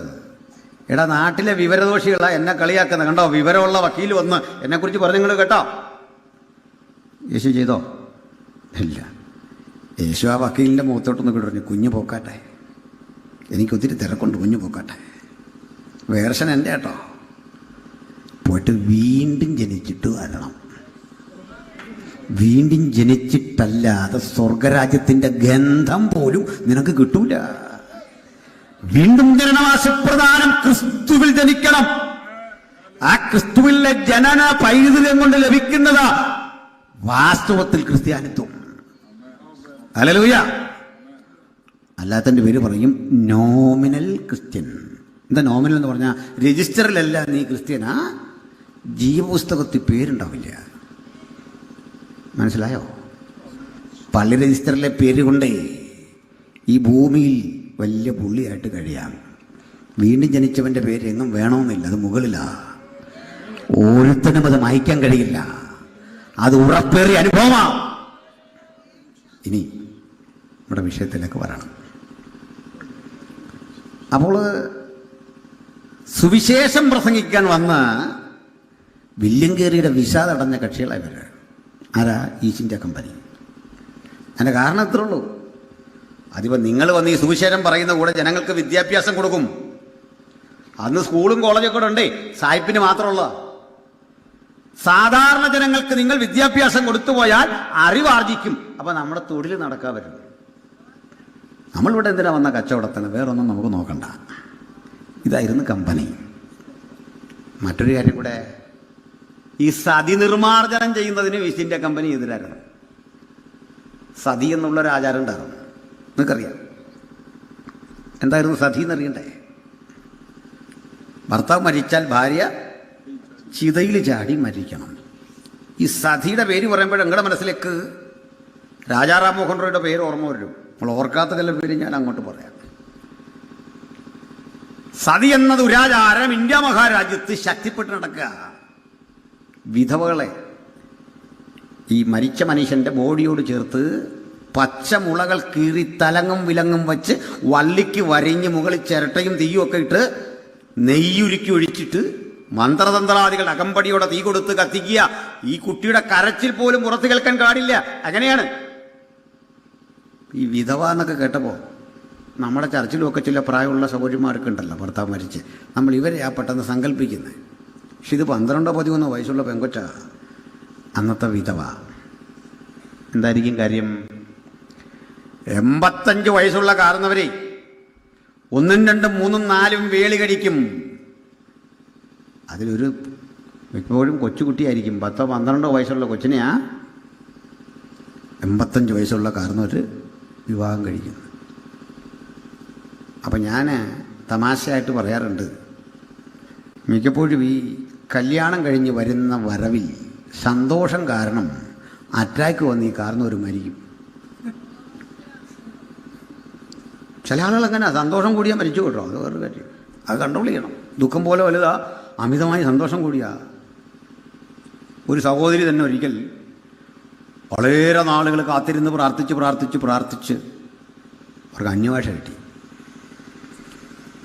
അടുത്ത ആഴ്ച സഭായോഗത്തിന് സാക്ഷ്യം പറഞ്ഞു, ഞാൻ ആത്മാവിൽ അന്യഭാഷകൾ ദൈവത്തെ ആരാധിച്ചതോടെ എൻ്റെ സകല വേദനയും കഷ്ടപ്പാടും ഒക്കെ മാറി എനിക്ക് നിത്യത, ഒത്തിരി കഥകളെല്ലാം പറഞ്ഞിട്ട് പറഞ്ഞു, ഞാൻ ഈ ലോകത്തെ തന്നെ വെറുത്തു.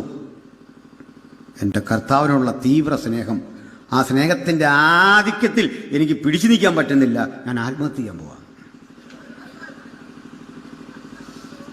ഇങ്ങനെയൊക്കെയുള്ള സൈസുകളുണ്ടെന്ന്. പക്ഷെ എന്തോ ഇപ്പം ചെയ്യുന്നു? ഇതുപോലെ ഇവർക്ക് സന്തോഷം കൂടിക്കഴിഞ്ഞാൽ എന്ത് ചെയ്യുന്നൊരു പിടിയില്ല. അങ്ങനെയാണ് ആ വിധവമാരുണ്ടായി. ഈ വിധവമാരി ചിലർ പിടികൊടുക്കാതെ ഓടി രക്ഷപ്പെടും. ഇവരെ പിടിച്ച് കെട്ടിക്കൊണ്ട് ഇങ്ങനെ കത്തിക്കും. ഇത് നേരിട്ട് കണ്ട ആളാ വില്യങ്കേരി. കയറി അവിടെ ചെന്ന് കെഞ്ചി പറഞ്ഞു, കത്തിക്കല്ലേ. ആരും കേട്ടില്ല. സായിപ്പ് പോ, അദ്ദേഹം വിട്ടില്ല. നിരന്തരം ബ്രിട്ടീഷ് ഗവൺമെന്റിന് കത്തയച്ച് ഇന്ത്യയിൽ നടക്കുന്ന ദുരാചാരങ്ങളെ ചൂണ്ടിക്കാട്ടി ഒരു കമ്മീഷനെ വെച്ച് പഠിക്കാൻ.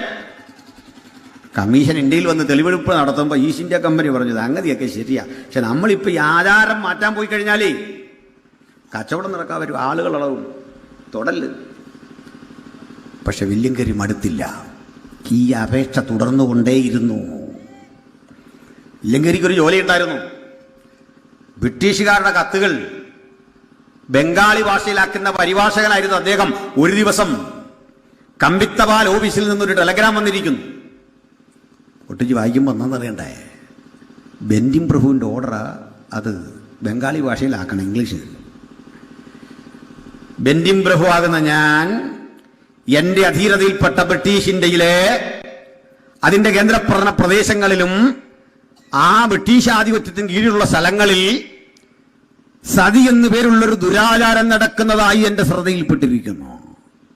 ഭർത്താവ് മരിച്ചാൽ ഭാര്യയെ ചിതയിലേക്ക് വീഴാൻ പ്രേരിപ്പിക്കുകയോ പഠിപ്പിക്കുകയോ പ്രേരിപ്പിക്കുകയോ ചെയ്യുന്ന ആളുകൾക്ക് കൊലക്കുറ്റം ചുമത്തി കേസെടുക്കും. ശാശ്വതമായി സതി നിരോധിച്ചു. പൊട്ടിക്കരഞ്ഞുകൊണ്ടാണ് കയറി ആ കമ്പി സന്ദേശം ജീവിതത്തിലേക്ക് ഏറ്റുവാങ്ങിയത്. ഇന്ന് പ്രാർത്ഥിച്ചു തുടങ്ങുന്ന പലതിനും ഇപ്പോൾ മറുപടി കിട്ടിയില്ല എന്ന് വരാം. 10 വർഷങ്ങൾക്കപ്പുറത്ത് പ്രാർത്ഥിച്ചിട്ട പ്രാർത്ഥനയുടെ ഉത്തരം കാലമേറെ കഴിഞ്ഞപ്പോൾ സ്വന്തം കൺമുമ്പിൽ കാണാൻ ഭക്തന് ദൈവം കൃപ കൊടുത്തെങ്കിൽ, ഹല്ലേലൂയ, ഇന്ത്യ മഹാരാജ്യത്തെ നവീകരിക്കുന്നതിൽ, മാറ്റിമറിക്കുന്നതിൽ വില്യങ്കേരിയും പണ്ഡിതരമായും നമ്മുടെ നാട്ടിലേക്ക് വന്ന അനുഗ്രഹീതരായ ബെഞ്ചമിൻ ബെയ്ലിയും ഒക്കെ വഹിച്ച പങ്ക് വളരെ വലുതാണ്. ഇന്ത്യയിൽ ഗവൺമെന്റിന് സ്വന്തമായി ഒരു കലാലയമുണ്ടാകും മുമ്പ് കലാലയങ്ങൾ ആരംഭിച്ചുകൊണ്ട്, കോളേജ് ആരംഭിച്ചുകൊണ്ട് പരിവർത്തനത്തിന് തുടക്കം കുറിച്ച അതിശ്രേഷ്ഠ മാർഗത്തിന്റെ പേരാ സുവിശേഷം. ഈ സുവിശേഷകർ ഇന്ത്യ മഹാരാജ്യത്തിൽ വന്നിട്ട് 80 ഭാഷയിൽ 80 ഇന്ത്യൻ ഭാഷയ്ക്ക് നിഘണ്ടുക്കൾ ഉണ്ടാക്കി കൊടുത്തു. 80 ഭാഷയിൽ 125-ലധികം ഭാഷയിൽ വ്യാകരണ പുസ്തകങ്ങൾ ഉണ്ടാക്കി കൊടുത്തു. ഇത് നമ്മളൊക്കെ ഈ പുസ്തകം കൊണ്ട് വഴിയരികിൽ നിന്ന് പ്രസംഗിക്ക് പറയാ, നിർത്തിയിട്ട് പോകാൻ നിന്നെ മനുഷ്യനാക്കിയ പ്രത്യയശാസ്ത്രമായത്. മാനവികത ഉയർന്ന ചിന്ത ഇന്ത്യക്ക് കൊടുത്ത, ലോകത്തിന് കൊടുത്ത മഹത്തരമായ ആശയമായി ഇത് സാഹോദര്യത്തിന്റെ ഉയർന്ന ബോധം. മനസ്സിലായോ? അന്നും ബ്രാൻഡി അടിച്ചവനും ഒക്കെ ഉണ്ടാവും, സായിപ്പ് കൊണ്ട് കൊടുത്തൊക്കെ കുടിച്ചു കാണും. സായിപ്പ് ഇത് മാത്രമല്ലല്ലോ കൊണ്ടുവന്നേ. ക്ഷമിക്കണം, വാസ്തവത്തിൽ നമ്മളിടുന്ന പാൻറ്റും ഈ ട്രൗസറും, നിങ്ങൾ തുറന്നു പറഞ്ഞു ക്ഷമിക്കല്ലേ, നമ്മളിടുന്ന ഇന്നത്തെ തരത്തിലെ അടിവസ്ത്രം പോലും പാശ്ചാത്യമാണ്. അനമ്പുള്ള ശ്രുതിയൊക്കെ ഇളങ്കുളം കുഞ്ഞൻ പിള്ള എഴുതിയ കേരളത്തിൻ്റെ ഇരുളടഞ്ഞ ഏടുകൾ എന്ന ഗ്രന്ഥം പരിശോധിക്കണം. കണ്ട MGS നാരായണനോ മലയാളത്തിൽ ഏതെങ്കിലും ആധികാരിക ചരിത്രകാരന്മാരുടെ ഗ്രന്ഥം പരിശോധിക്കണം. ഇതൊക്കെ കൃത്യം ഉത്തരമുണ്ട്. ക്ഷമിക്കണം, ഞാൻ ചരിത്രത്തിൽ ഒരു 1ാം ക്ലാസ് ബിരുദാനന്തര ബിരുദാരിയ. അതുണ്ടെന്ന് പറയാൻ വേണ്ടിയല്ല, കൃത്യമായി പഠിച്ചിട്ടറിഞ്ഞ മനസ്സിലാക്കിയ കാര്യങ്ങളുടെ അടിത്തറയിൽ നിന്നുകൊണ്ട് മാത്രമാണ് സംവാദം നടത്തുന്നത്, ഈ ചർച്ചകളിൽ പങ്കെടുക്കുന്നത്. ഞാനറിഞ്ഞ ബൈബിളും യേശുക്രിസ്തുവും ഞാനറിഞ്ഞ സുവിശേഷവും കാലാധിപത്യമായ സന്ദേശമാണെന്ന് തെളിയിക്കാൻ ആ പഠിച്ച ലോകചരിത്രത്തിന്റെ അടരുകളിലൂടെ മാത്രം സഞ്ചരിച്ചാൽ മതി. ലോകത്തിന്റെ പല മണ്ഡലങ്ങളിൽ ഈ പുസ്തകം ഇടപെട്ട മനുഷ്യരാശിക്ക് എന്തെല്ലാം മാറ്റമുണ്ടായി. ആധുനിക വൈദ്യശാസ്ത്രം, നിങ്ങൾക്ക് പക്ഷെ കണ്ടിട്ടുണ്ടാകും, ഞങ്ങൾ നിരീശ്വരന്മാരായിട്ടുള്ള ആളുകളുമായി നടത്തുന്ന ചർച്ച. അതിലൊരു മഹാൻ പറയുന്നത് ക്രിസ്ത്യാനിത്വം ശാസ്ത്രത്തിനെതിരാണ്. നീ ഏത് ലോകത്താണ് ജീവിക്കുന്നത്? നിങ്ങൾക്കറിയണ്ടേ? ആധുനിക ലോകത്തിന് മഹത്തരമായ ശാസ്ത്രസത്യങ്ങൾ വിശകലനം ചെയ്ത് പഠിപ്പിച്ച ശാസ്ത്രജ്ഞന്മാരിൽ മഹാഭൂരിപക്ഷം ആളുകളും ഈ ബൈബിളിൻ്റെ അനുവാചകരാണ്. കോവിഡ് കാലത്തെ സമൃദ്ധമായ നമ്മളെല്ലാം ഭക്ഷണം കഴിച്ചു. എങ്ങനെയാണെന്നറിയണ്ടേ? ജനിതക ശാസ്ത്രം, ജനറ്റിക് എഞ്ചിനീയറിംഗ് എന്നൊരു സാങ്കേതിക വിദ്യയുണ്ട്.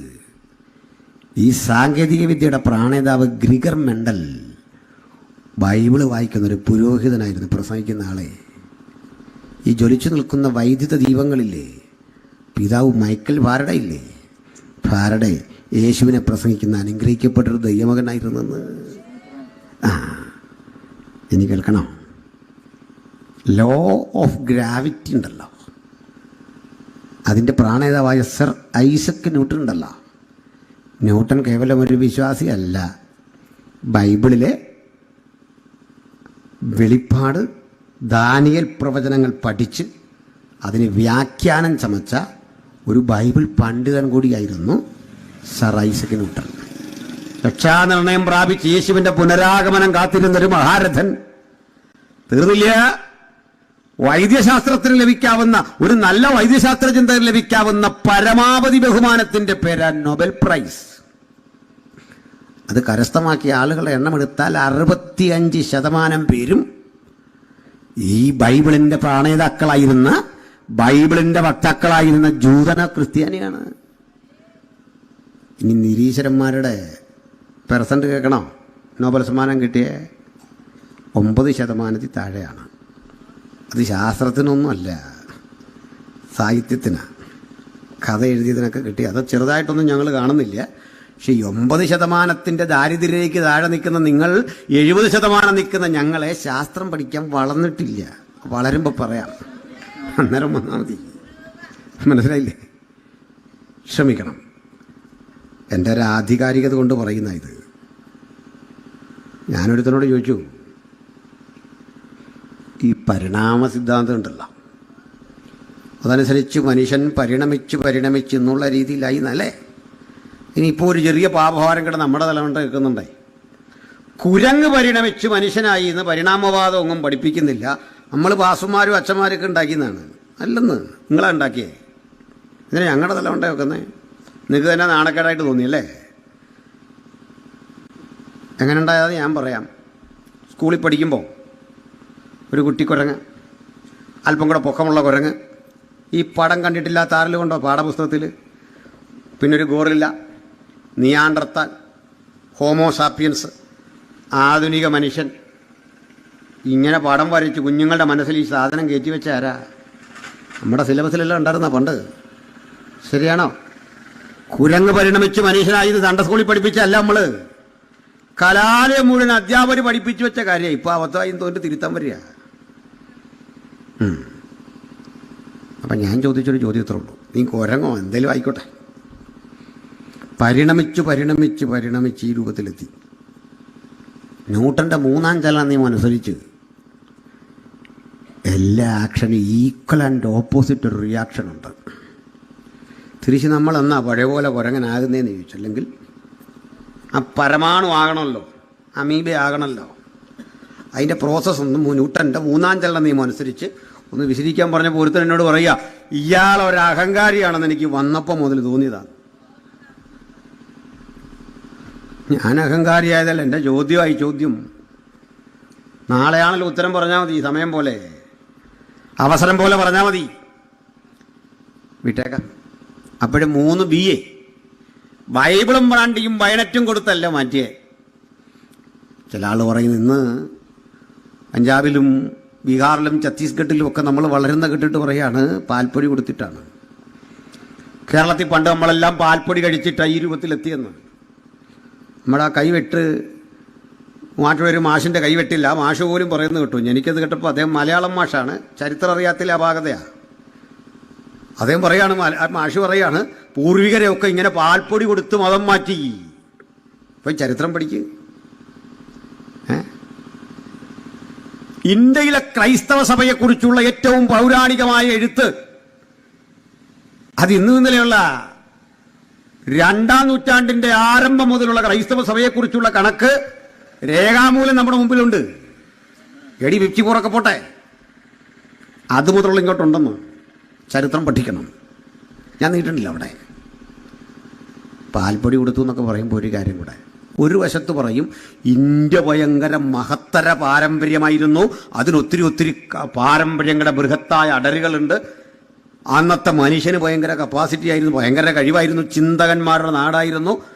ഇതെല്ലാം പറഞ്ഞിട്ട് അവസാനം പറയാ പാൽപ്പൊടി കൊടുത്ത് മാറ്റിയെന്ന്. എടാ, പാൽപ്പൊടി കട്ടുമ്പോൾ മാറുന്ന മാറ്റമാ ചിന്തകനെങ്കിൽ അത് പോട്ടെന്ന്. അവൻ ചിന്തകനല്ല. നോക്കണേ, ഇത്രയും മഹത്തായ പാരമ്പര്യമുള്ള രാജ്യത്തെ പാൽപ്പൊടി മൂക്കിക്കളഞ്ഞു എന്ന് പറയുമ്പോൾ എന്തൊരു പാരമ്പര്യം മനസ്സിലാവുന്നില്ല. ചിലപ്പോഴൊക്കെ ആൾ പറയാണ്ട് നമ്മൾ പണം കൊടുത്ത് ആളുകളെ മാറ്റുന്നു. എന്നാൽ നിങ്ങൾക്ക് അറിയാത്തൊരു കാര്യം പറയാം. ഞങ്ങളൊരാളെ സ്നാനപ്പെടുത്തുമ്പോൾ ആ മുങ്ങുന്നവനൊരല്പം പൈസ വണ്ടിക്കൂലി തരാറുണ്ട്. ശരിയല്ലേ? അത് മേടിച്ചിട്ട് ഇതേ മിണ്ടായിരിക്കുന്നു. സാമ്പാസുമൊക്കെ എന്തിനാണ് മിണ്ടായിരിക്കുന്നത്? സത്യം സമ്മതിക്കും. മനുഷ്യൻ്റെ അടുത്ത് ഒരു വണ്ടിക്കൂലി തരികയല്ലേ ഇവർ?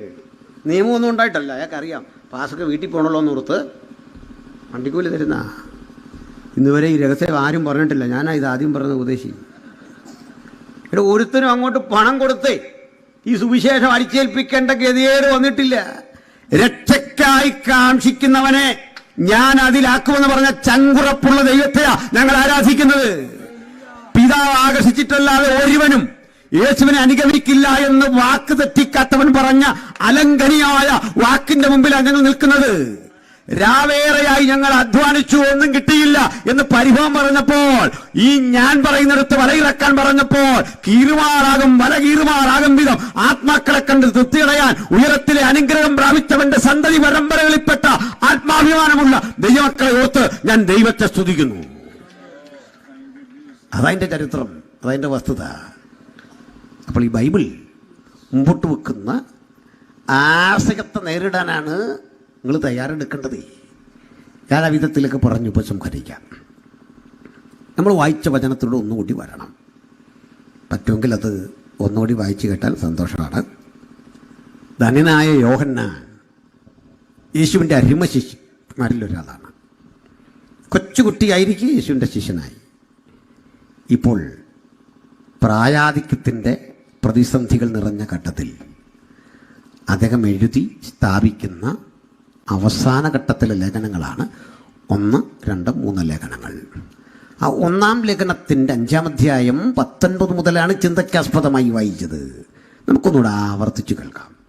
നാം ദൈവത്തിൽ നിന്നുള്ളവരെന്നും നാം അറിയുന്നു, സർവ്വലോകവും ദുഷ്ടന്റെ അധീനതയിൽ കിടക്കുന്നു. ബൈബിൾ മനുഷ്യരാശിയെ കുറിച്ച് പറയുന്നത് നിങ്ങളുടെ ഉടമസ്ഥതാവകാശം ദൈവത്തിനാണ്. ഒരാശയം അതാണ്. രണ്ടാമത്തെ ആശയം, പക്ഷേ ഈ ലോകം കിടക്കുന്നത് ദുഷ്ടന്റെ ആധിപത്യത്തിലാണ്. ദൈവത്തിന്റെ ഉടമസ്ഥതയിലുള്ള നിങ്ങൾ ദുഷ്ടന്റെ അധീനതയിൽപ്പെട്ട ഒരു ലോകത്ത് ജീവിക്കുന്നു. പാപപങ്കിലമായൊരു ലോകത്ത് ദൈവത്തിന്റെ ഉടമസ്ഥതയിൽപ്പെട്ട മനുഷ്യൻ ജീവിക്കുന്നു. ദൈവപുത്രൻ വന്നു എന്നും സത്യദൈവത്തെ അറിയുവാൻ നമുക്ക് വിവേകം തന്നു എന്നും വരം നാം അറിയുന്നു. സത്യദൈവത്തെ അറിയാനുള്ള വരം ദൈവപുത്രൻ വന്ന് തന്നു. പിന്നെ നാം സത്യദൈവത്തിൽ അവന്റെ പുത്രനാകുന്ന യേശു ക്രിസ്തുവിൽ തന്നെ ആകുന്നു. പിന്നെ അവൻ സത്യദൈവവും നിത്യജീവനും ആകുന്നു. പിന്നെ കുഞ്ഞുങ്ങളെ വിഗ്രഹങ്ങളോട് അകന്ന് സൂക്ഷിച്ചുകൊള്ളുവിൻ. കേൾക്കണം. ഇതിൽ പറയുന്ന പ്രധാനപ്പെട്ട ചില വിഷയങ്ങൾ നിങ്ങളുടെ ശ്രദ്ധയിലേക്ക് കൊണ്ടുവരാം. ഒന്ന്, സകല മനുഷ്യരാശിയും ദൈവത്തിന്റെ ഉടമസ്ഥതയിൽപ്പെട്ടത്. ഈ ചിന്ത ഇന്ത്യയിലെ ഏതെങ്കിലും വേദപദ്ധതികളിലില്ല. ഉലകത്തിലെ ഏതെങ്കിലും രാജ്യങ്ങൾ രൂപപ്പെട്ട മതതത്വ ചിന്തകളിലൊന്നും മനുഷ്യൻ മുഴുവൻ ഒരു മാതാപിതാക്കളുടെ മക്കളെന്ന ആശയമില്ല.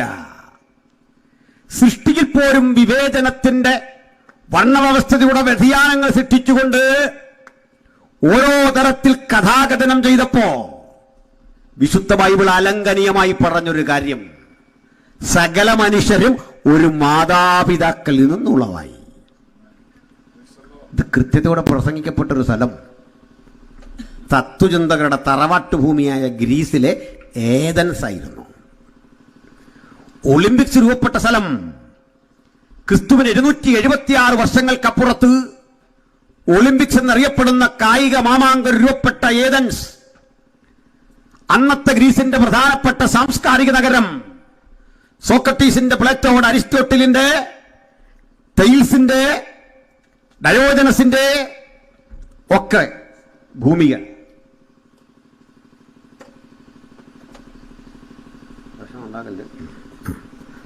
ഞാൻ ഈ പരിസരമൊക്കെ ഇങ്ങനെ നോക്കിയാണ് നിൽക്കുന്നത്. ഒന്നാമത് എനിക്ക് അത്യാവശ്യം പ്രശ്നമുണ്ട്. ഈ കൂടെ ഉള്ളതല്ലേ, പേടിക്കണ്ടല്ലോ. സ്തോത്രം. അപ്പോൾ ഈ സ്ഥലത്ത് പൗലോസ് പ്രസംഗിച്ചപ്പോൾ പറയാം, അവിടെ ഇതുപോലെ പരസ്യത്തിൽ പ്രസംഗിക്കുക. എന്താ പ്രസംഗിക്കുന്ന അറിയണ്ടേ? അല്ലയോ ഏതൻസിലെ ആദരണരായ സഹോദരീ സഹോദരന്മാരെ, ഞാൻ നിങ്ങളുടെ ആരാധനാ സ്ഥലങ്ങളെ ചുറ്റി നടന്ന് കണ്ടുകൊണ്ടു വരികയായിരുന്നു. അവിടെ വിചിത്രമായൊരു കാഴ്ചയുണ്ട്. ഒരു ശില്പം വച്ചിരിക്കുന്നു. ആ ശില്പത്തിന് പേരില്ല. പേരില്ലാത്ത ശില്പത്തിനൊരു പേരിട്ടു, അജ്ഞാതദേവൻ, ദ അൺനോൺ ഗാഡ്. അവിടെ നിന്നിട്ട് പൗലോസ് പ്രസംഗിക്കുക, നിങ്ങൾ അറിയാതെ ഒരു ദേവനെ പൂജിക്കുന്നുണ്ടല്ലോ, അജ്ഞാതദേവൻ. അല്ലയോ ഗ്രീക്കുകാരെ, നിങ്ങൾ സെയൂസിനെ ആരാധിക്കുന്നു. നിങ്ങൾ പലവിധത്തിൽപ്പെട്ട ദൈവസങ്കല്പങ്ങളുടെ പിന്നാലെയാണ്. നിങ്ങൾ അറിയാത്ത ഒന്നിനെ കൂടി വച്ചിരിക്കുന്നു. കൊള്ളാം. പക്ഷെ നിങ്ങൾ അറിയാത്തതും ഞാൻ അറിയുന്നതുമായൊരു സത്യം നിങ്ങളെ വെളിപ്പെടുത്താം. അദ്ദേഹം പറയാ, അത്യുന്നതനായ ദൈവം സ്വർഗത്തിനും ഭൂമിക്കും നാഥനാകൊണ്ട് മനുഷ്യന്റെ കൈപ്പണിയായി നിർമ്മിച്ച ദേവാലയങ്ങളിൽ വാസം ചെയ്യുന്നില്ല. അവൻ മനുഷ്യന്റെ കൈകളാൽ ശുശ്രൂഷ ആവശ്യപ്പെടുന്നില്ല. നിങ്ങളെന്തെങ്കിലും കൊടുത്തിട്ട് വേണം അവിടുത്തേക്ക് ജീവിക്കാനെന്ന നിലയിൽ വഴിപാട് സാമഗ്രികൾ സ്വീകരിക്കുന്നില്ല. എത്ര വർഷം മുമ്പാ പറഞ്ഞതറിയണ്ടേ? ഇന്നേക്ക് 2000 ആണ്ടുകൾക്ക് മുമ്പ് ഇത്രയും വികാസം പ്രാപിച്ചൊരു ചിന്ത അത്രയും പ്രാകൃത കാലഘട്ടത്തിൽ മനുഷ്യരാശിയോട് സംവാദിക്കണമെങ്കിൽ പൗലോസ് എന്ന മനുഷ്യൻ പ്രാപിച്ച വെളിപ്പാടിന്റെ തീഷ്ണത എത്ര വലുതാണെന്ന് ഇന്ന് രാത്രി ദൈവജനം തിരിച്ചറിഞ്ഞു കൊള്ളണം. അതാ ദൈവാത്മാവിന്റെ ചൈതന്യം ഒരുവന്റെ ഉള്ളിൽ വന്നാൽ ഏത് നിഗൂഢതകളുടെ ഇരുട്ടിനെയും ഭേദിച്ചുകൊണ്ട് ആ സത്യവചനം ക്രിയ ചെയ്യും. അതുകൊണ്ട് ഇന്ന് രാത്രി അതേ വചനം അതേ ശക്തിയോടെ അതേ കൃപയോടെ നമ്മുടെ മധ്യത്തിൽ വ്യാപരിക്കുമ്പോൾ ഒന്ന് മനസ്സിലാക്കണം, ഈ വചനം ഇരുട്ടിനെ ദൂരീകരിക്കുന്ന വെളിച്ചമാണ്. ഈ വചനം രോഗശാന്തിയാണ്. ഈ വചനം അത്ഭുത വിടുതലാണ്. മനുഷ്യരെ തലങ്ങും വിലങ്ങും ഒരുപോലെ അനുഗ്രഹിച്ച് യാഥാർത്ഥ്യങ്ങളുടെ ബോധത്തിലേക്ക് അവനെ ഉദ്ദീപിപ്പിക്കുന്ന ചിന്താപദ്ധതിയാണ് ഈ ദൈവത്തിന്റെ വചനം. ഹല്ലേലൂയ. എന്താ പറ്റിയേ? ഈ പൗലോസ് ഒന്നുകൂടി പ്രസംഗിച്ചു. അവിടുന്ന് ഭൂതലത്തിലെങ്ങും കുടിയിരിക്കാൻ ഒരുത്തനിൽ നിന്ന് മനുഷ്യജാതിയൊക്കെ ഉളവാക്കി അവരുടെ നിവാസത്തിന് അതിരുകളും കാലങ്ങളും നിശ്ചയിച്ചു. എന്താ ഇതിന്റെ അർത്ഥം?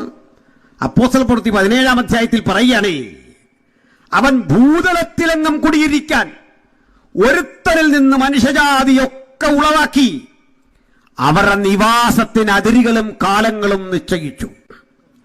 ചുരുക്കി പറഞ്ഞാൽ ഇന്ത്യ മഹാരാജ്യത്തിലെ അട്ടപ്പാടിയിലെ ആദിവാസി മുതൽ അങ്ങകലെ പാലസ്തീനിയായിൽ നിന്നുള്ള അറബിയും തൊട്ടപ്പുറത്ത് ഗസാമുനമ്പിൽ പ്രാണന് വേണ്ടി പോരാടി പരസ്പരം ഏറ്റുമുട്ടുന്ന ജൂതനും അറബിയും അകലെയുള്ള പാശ്ചാത്യ നാട്ടിലെ സായിപ്പും ഈ രാജ്യത്തിലെ ബ്രാഹ്മണനും ലോകത്തിന്റെ 5 വൻകരകളിൽ എവിടൊക്കെ മനുഷ്യനുണ്ടോ ആ മനുഷ്യൻ മുഴുവൻ ഒരപ്പന്റെയും ഒരമ്മയുടെയും മക്കളാണെന്ന് പറയാൻ ചങ്കേറ്റം കട്ടിയ അതുല്യ കൃതിയുടെ പേരാണ് വിശുദ്ധ ബൈബിൾ. ഇത് മനുഷ്യരാശികളെ അതിന്റെ യൂണിവേഴ്സലായ സാർവത്രികമായ ആ കാഴ്ചപ്പാടിൽ ഒന്നായി കാണുന്നു. എന്നിട്ട് ഒന്നിരി പറഞ്ഞു, മനുഷ്യൻ എന്ത് ചെയ്തു? അവന്റെ ഇഷ്ടത്തിന് അതിരുകളും കാലങ്ങളും ഒക്കെ നിശ്ചയിച്ചിട്ട് അവൻ ജാതിയും മതവും വർണ്ണവും വർഗവും ഒക്കെ ഉണ്ടാക്കി. ഇനി ഞങ്ങളുടെ ജോലി ഇതൊക്കെ ശുദ്ധീകരിച്ച് തെളിയിച്ച് ബോധ്യപ്പെടുത്തി ദൈവത്തിന്റെ പദ്ധതിയിലേക്ക് മനുഷ്യരെ കൊണ്ടുവരിക എന്നുള്ളതാണ്. സ്തോത്രം, ഹല്ലേലൂയ, സ്തോത്രം. നമ്മുടെ അസംബ്ലീസ് ഓഫ് ഗോഡ് ചർച്ചിൻ്റെ അടുത്ത കാലം വരെ ഉണ്ടായിരുന്ന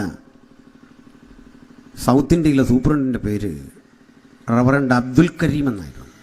അബ്ദുൽ കരീം, അദ്ദേഹത്തിൻ്റെ പശ്ചാത്തലം മനസ്സിലാവും. അബ്ദുൽ കരീം എന്ന മുസ്ലിം പേരുള്ള മുസ്ലിം പശ്ചാത്തലത്തിൽ ജനിച്ചു വളർന്നൊരു മനുഷ്യൻ ലോകത്തിലെ തന്നെ ഏറ്റവും വലിയ സഭയായ പെന്തക്കോസ്തൽ പ്രസ്ഥാനമായ അസംബ്ലീസ് ഓഫ് ഗോഡിൻ്റെ സൗത്ത് ഇന്ത്യൻ സൂപ്രണ്ടായപ്പോൾ ഒരപാകത ഉണ്ടായില്ല, അത് വളർന്നതേ ഉള്ളൂ. നമ്മുടെ ടാർസൻ ബദറോ കൂടുന്ന ചർച്ച് ഓഫ് ഗോഡ് ഉണ്ടല്ലോ, ആ ചർച്ച് ഓഫ് ഗോഡ് അങ്ങ് അമേരിക്കയിൽ തുടങ്ങി വെച്ചൊരു ദലിതനാണ്. ആ ചർച്ച് ഓഫ് ഗോഡ് ഇന്ത്യയിൽ വരുമ്പോൾ അതിന് നെടുനായകത്വം വഹിച്ച ആള് AR തങ്കയ്യ അതിശയം എന്ന തമിഴ് ബ്രാഹ്മണനാണ്. PAV സാംപാസ്റ്ററുടെ പിതാവ്. ART അതിശയം. ഒരു ബുദ്ധിമുട്ടും വന്നില്ല അദ്ദേഹത്തെ സ്വീകരിക്കാൻ. ഷാരോൺ ഫെലോഷിപ്പ് എന്നൊരു ചർച്ച ഉണ്ട് ഇവിടെ. ആ ചർച്ച സ്ഥാപിച്ചത് ജോൺ അയ്യാപിള്ള സാർ എന്നറിയപ്പെടുന്ന ഒരു നായർ കമ്മ്യൂണിറ്റിയിൽപ്പെട്ട ദേവദാസനാണ്. നമുക്ക് മനസ്സിലായോ? IPCയുടെ അടുത്ത കാലം വരെയുള്ള അമരക്കാരിൽ പ്രധാനി ജോൺ സുന്ദർ റാവു എന്നറിയപ്പെടുന്ന ദലിതനായിരുന്നു. സമൂഹത്തിൻ്റെ എല്ലാ തട്ടിലും പെട്ട മനുഷ്യരെ ചേർക്കുന്ന, എല്ലാ നിലയിലുമുള്ള മത്സ്യങ്ങൾ കയറുന്ന ബൃഹത്തായ വലയുടെ പേരാ ദൈവത്തിൻ്റെ സഭ. ഹല്ലേലൂയ. ക്രിസ്തുവിൽ എന്നാകുന്ന ഉറച്ച ബോധത്തോടെ മനുഷ്യരാശിയുടെ സ്നേഹത്തിന്റെ സാർവത്രികതയിലേക്ക് അത് നയിക്കുക. ആ പ്രമാണമാ ഈ രാത്രി ഞങ്ങൾ പ്രസംഗിക്കുന്നത്. ഇതൊരു പുതിയ വിഷയമല്ലെന്നേ. ലോകത്തിന്റെ 5 വൻകരകളിലും കഴിഞ്ഞ 2000 ആണ്ടായി ഞങ്ങൾ ഉയർത്തിക്കാട്ടുന്ന സുവിശേഷത്തിന്റെ മകനീയ സത്യം അത് തന്നെയാ. അപ്പൊ അത് പഠിപ്പിച്ചു. നാം എല്ലാം ദൈവത്തിന്റെ മക്കൾ. പക്ഷെ ഒരു കുഴപ്പമുണ്ട്, ലോകം പക്ഷേ ദുഷ്ടന്റെ അധീനതയിൽ. ഇതിൻ്റെ കൺട്രോള് ദുഷ്ടനാണെന്ന്. എന്താ പറഞ്ഞതിൻ്റെ അർത്ഥം?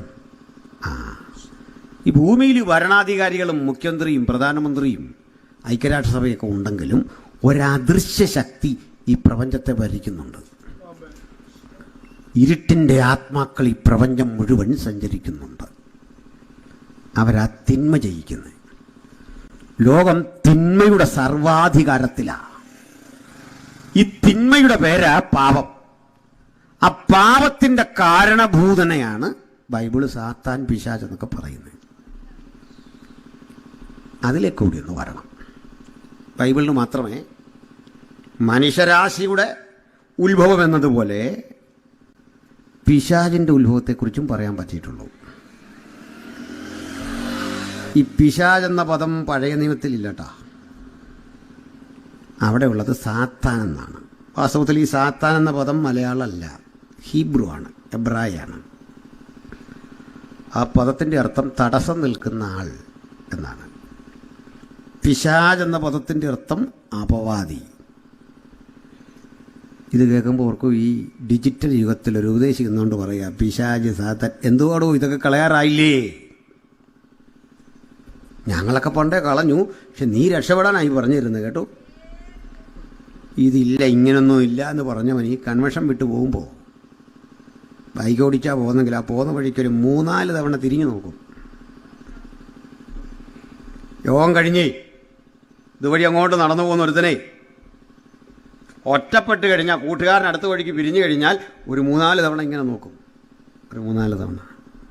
നീ ആ ഭയപ്പെട്ട ശക്തിയുടെ പേരാ പിശാച്. അത് ഈ അന്തരീക്ഷ മണ്ഡലത്തിലെല്ലാം ഉണ്ടെന്ന്. പിന്നെ ഇവിടൊക്കെ തങ്ങി നിപ്പുണ്ടെന്ന്. നമ്മുടെ ശബ്ദം കേട്ടും നമ്മളെ കണ്ടും സകല മനുഷ്യരെയും നോക്കി ഇങ്ങനെ നിപ്പുണ്ട്. കഴിയുമെങ്കിൽ മനുഷ്യനെ കൊണ്ട് തെറ്റ് ചെയ്യിക്കാൻ അവനിങ്ങനെ കൂടെ നടപ്പുണ്ട്, പക്ഷെ കാണത്തില്ല. എന്താ കാണാത്തതെന്നറിയണ്ടേ? ദൈവം അത് നമ്മളിൽ നിന്നങ്ങ് മറച്ചു, മനുഷ്യൻ പേടിക്കാതിരിക്കാൻ. എന്നാലും ചില മനുഷ്യന് കണ്ടിട്ടുണ്ട്. കാണത്തില്ലേ? കണ്ടിട്ടുള്ളവരുണ്ട്. ചിലർ ദേഹം പെരുത്ത് കയറുന്നു, പേടിക്കണ്ട, രക്തത്തിൽ ആശ്രയിച്ചു. ഞാൻ പ്രാർത്ഥിക്കപ്പോൾ വിടുതലാണ്. ഞങ്ങൾ ഈ രാത്രി സഞ്ചാരികളെ, ഇതൊന്നും ഞാൻ ഈ അടുത്ത കാലത്ത് അതുവരെ ഒറ്റയ്ക്കുള്ള യാത്രയാണ്. അപ്പോൾ പേടിയില്ല എന്ന അഭിമാനപുരസരം പറയാൻ കാരണം നമ്മുടെ ശരീരത്തിൽ ഒരു ദിവ്യൌഷധം പ്രവർത്തിക്കുന്നുണ്ട്. ഇതൊക്കെ വന്നാൽ നീ പോ, ഇത്രേ ഉള്ളൂ. സാത്താനെ കണ്ട പോ എന്ന് പറയാൻ പാകത്തിനുള്ള അധികാരം നമ്മൾ മുകളിൽ നിന്ന് പ്രാപിച്ചിട്ടുണ്ടല്ലേ. ഹല്ലേലൂയ, സ്തോത്രം. അതുകൊണ്ടാണ് മറച്ചു വെക്കും, എങ്കിലും ചില ഘട്ടങ്ങളിൽ കാണാം. സ്തോത്രം. ഈ കാണരുതെന്ന് ദൈവം ആഗ്രഹിച്ചെന്തുകൊണ്ടാ?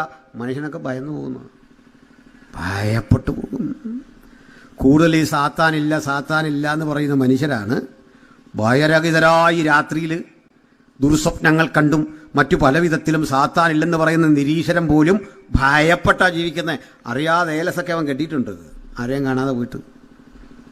അങ്ങനെയുള്ള കക്ഷികളെ നമുക്കറിയാം. പോട്ടെ. ദൈവം ഇല്ലെന്ന് പറയുന്നവരും ഇങ്ങനെയുണ്ട്. പക്ഷെ ടെൻഷൻ കയറുമ്പോൾ പ്രാർത്ഥനയ്ക്ക് വിളിക്കും നമ്മളെ. ഭയങ്കര പ്രതിസന്ധി, ദൈവവും ഇല്ല, പിശാചുമില്ല, ഇതൊക്കെ ചുമ്മാ പറയുന്നതാണെന്നേ. പക്ഷെ ടെൻഷൻ കയറുമ്പോൾ രാത്രിക്കൊരു വിളിയാ, ഒന്ന് പ്രാർത്ഥിക്കണേ.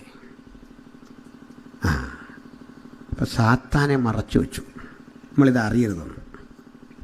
എന്നാൽ ചിലരിത് അറിഞ്ഞിട്ടും മനഃപൂർവ്വം ഇവനെ ഒന്ന് അറിയാൻ ശ്രമിക്കും. എനിക്കൊന്ന് അറിയണം, അതെന്താ? വചനം പറഞ്ഞു അങ്ങനെ സാത്താൻ്റെ ആഴങ്ങൾ അറിയരുത്, അവനെക്കുറിച്ച് അറിയാൻ പോകരുതെന്ന് നമുക്ക് വിലക്കിയ കാര്യമാണ്. അത്യാവശ്യം അറിവിനകത്ത് തന്നിട്ടുണ്ട്, അതിനപ്പുറത്തേക്ക് അറിയാൻ പോകരുത്. അതിനപ്പുറത്തെ അറിവിലേക്കുള്ള അന്വേഷണമാ മന്ത്രവാദം. മനസ്സിലായോ? അപ്പുറത്തെ അന്വേഷണം. സൈക്കോളജിയൊക്കെ ഒരു തലം വിട്ട് കഴിഞ്ഞാൽ ഇതൊക്കെ തന്നെയാണ് സംഭവിക്കുന്നത് കേട്ടോ. പാരാസൈക്കോളജിയൊക്കെ കൊണ്ട് ഒരു തലം വിട്ടുകഴിഞ്ഞാൽ മനുഷ്യൻ അതീന്ദ്രിയങ്ങളായ ഇത്ര ആത്മാക്കളുമായിട്ടൊരു കണക്ഷൻ വരുമെന്ന്. ചില ഇതുപോലെ തന്നെ മരിച്ചുപോയ മനുഷ്യനെക്കുറിച്ചും ധരിക്കും. ആദ്യം ഒരു കാര്യം ഉറപ്പിച്ചു, മനുഷ്യൻ മരിച്ചു കഴിഞ്ഞാൽ അവൻ്റെ ആത്മാവ് പിശാചൊന്നും ആകത്തില്ല. മനസ്സിലായോ? അങ്ങനെ ആകത്തില്ലെന്ന് പേടിക്കണ്ട, അത് വ്യക്തമാക്കാനുള്ള ശ്രദ്ധിക്കണം.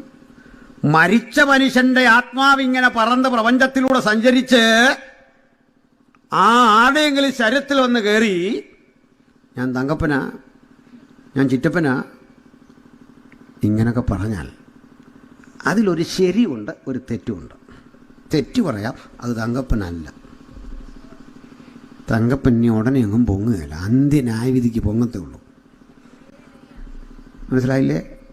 ആത്മാവല്ല. അയാളെ കൊണ്ട് വല്ലതും കെട്ടിവെച്ചെന്നോ എങ്ങാണ്ട് കൊണ്ട് കുടിയിരുത്തിയെന്നോ ഒന്നും പറഞ്ഞാൽ വിശ്വസിക്കില്ല. അതിന് കുറേ കാര്യങ്ങളൊക്കെ പറഞ്ഞിട്ട് ആ പുള്ളി കാശും മേടിച്ചുകൊണ്ട് പോയി. പിന്നെ ഇതെന്താ സംഭവം? നിങ്ങളും ഞാനും ഒക്കെ ജീവിച്ചിരിക്കേ, നമ്മുടെ ശബ്ദം, നമ്മുടെ ശൈലി, നമ്മുടെ രീതി ഒക്കെ ഇങ്ങനെ അനുകരിച്ച് ദുരാത്മാക്കൾ ഇതുവഴി സഞ്ചരിക്കുന്നുണ്ട്. അവറ്റകൾ ഞാൻ മരിച്ചാൽ എൻ്റെ രൂപത്തിലും ഭാവത്തിലും ഞാനുമായി ഒരു ബന്ധമില്ലെങ്കിലും ഞാനാണ് എന്ന അവകാശ രൂപേണ വരും. മക്കളും വേണ്ടപ്പെട്ടവർക്കും അച്ഛൻ വന്നല്ലേ, പപ്പ അല്ലേ, കയറിയോ എന്ന് പറഞ്ഞ് ഹൃദയം വിട്ടുകൊടുക്കും. കയറുന്ന നമ്മളല്ല, മറ്റവനാ, ഞാനുമായിട്ടൊരു ബന്ധമില്ല. പിടിയിട്ടോ? അപ്പോഴാ ഞങ്ങളൊക്കെ ചെന്നിട്ട് പറയും, ഇതാരാ ഈ പുള്ളിൽ വ്യാപരിക്കുന്നേ? നീ കുറെ ചേഷ്ടയൊക്കെ കാണിച്ചല്ലോ, കൈകെട്ട്. അത് കൈകെട്ടുന്നുണ്ടല്ലേ, മുട്ടയിലിരിക്കുക. ആരാ നീ ഇന്നതാന്നൊക്കെ പറയുമ്പോൾ അടുത്തൊരു കാര്യം, ഇതിനെക്കൊണ്ട് അധികം സംസാരിപ്പിക്കരുതെന്നാ. ഭൂതത്തെ ഇറക്കുന്ന ചില പുള്ളികൾക്ക് ഇത് അറിയത്തില്ല. അവർ വെളുക്കുന്നതും വരെ അതിനോട് സംസാരിച്ചുകൊണ്ടിരിക്കും. നമ്മളോടൊന്നും മിണ്ടാത്ത വാസന്മാരും ഇതിനോട് വെളുക്കുന്നതും വരെ സംസാരിച്ചുകൊണ്ടിരിക്കും. ഇതിൻ്റെ പേര് ഇമെയിൽ ID ഇതെല്ലാം ഇങ്ങനെ. ഇതിനകത്തൊരു കളിപ്പീരുണ്ട്, എന്താണെന്നറിയണ്ടേ? ഈ പിശാച് ഇങ്ങനെ സംസാരിച്ച് ഈ മനുഷ്യനെ തെറ്റിക്കുന്ന എങ്ങനെ? നമ്മളൊരു 3-4 പേരിങ്ങനെ നിൽക്കുകയാണെങ്കിൽ പറയും അതിലൊരു കള്ളനുണ്ടെന്ന് പറയും. ചുമ്മാതായിരിക്കും, ചിലപ്പോൾ നേരുമായിരിക്കും. നമ്മൾ ആ പാവം മനുഷ്യനെ തെറ്റിദ്ധരിക്കും. എന്നിട്ട് പറയും, കണ്ടോ പീലിപ്പോസ് വാസനെക്കുറിച്ച് പറഞ്ഞു കേട്ടോ. ഐക്യത നഷ്ടപ്പെടും. അതിനെ പറഞ്ഞ് അതിനെ സംസാരിപ്പിക്കരുതെന്ന്, മിണ്ടരുത്. യേശുവിൻ്റെ അടുത്ത് പിശാചുക്കൾ സംസാരിക്കാൻ വേണ്ടി പറഞ്ഞ് നോനവർ. പിശാച് പറഞ്ഞൊക്കെ മാന്യമായ കാര്യമാണ് പറയാൻ വന്നത്. എന്താ അറിയണ്ടേ? യേശുവേ മഹോന്നതനായ ദൈവത്തിൻ്റെ പുത്ര. കാരണം ആരാധിക്കുന്നില്ല സംസാരിച്ചേ. ഇന്നത്തെ പ്രീസാന്റ് വർഷിപ്പുകാരാണെ പറഞ്ഞേനെ ഒന്നുകൂടെ ഉച്ചത്തിൽ പെരുവെള്ളത്തിന് ശബ്ദം പോലെ. സാത്താനെ കൊണ്ടേ അവനെ കൊണ്ട് സംസാരിപ്പിക്കരുത്, മിണ്ടരുത്. ശബ്ദിച്ചില്ല.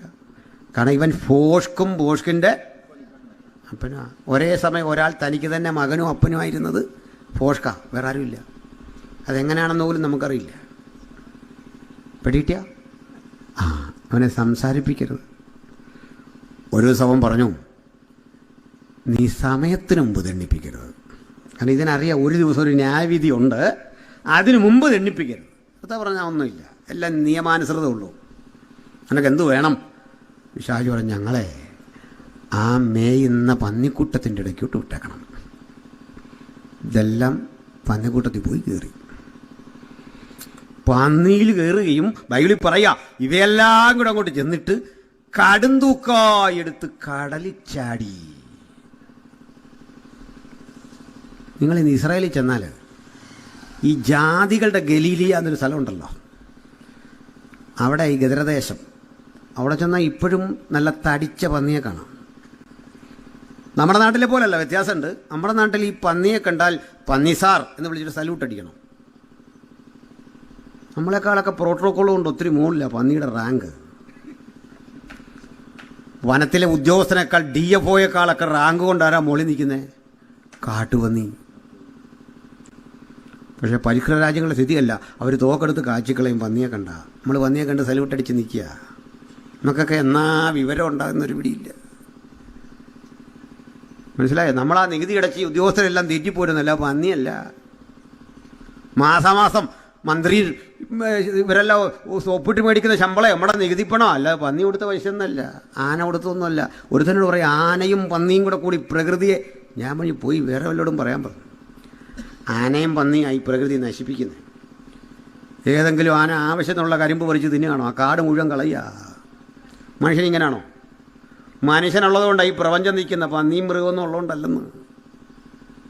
ഗദരദേശത്ത് നിന്നും പന്നിയുണ്ട്. ഈ പന്നിയെ കണ്ടാൽ വെടിവെക്കണമെന്നാണ്. അതിന് പോലീസ് നടക്കില്ലേ, അത് കൃഷി നശിപ്പിക്കും. അതാ. പക്ഷേ നമ്മുടെ നാട്ടിൽ കാണുന്നുള്ള ഇനമൊന്നും അല്ല. ഭയങ്കര തൂക്കമുള്ള ആക്കമുള്ള പന്നി. ഞാനിതിനെ കണ്ടപ്പോൾ ഓർത്തു, ദൈവമേ, പണ്ട് പിശാച് കയറിയിട്ട് കടുന്തൂക്കാട്ട് കുറേ എണ്ണം ചാടിയതിലും അനുസരണം കെട്ട കുറേ എണ്ണം ഉണ്ടായിരുന്നല്ലോ.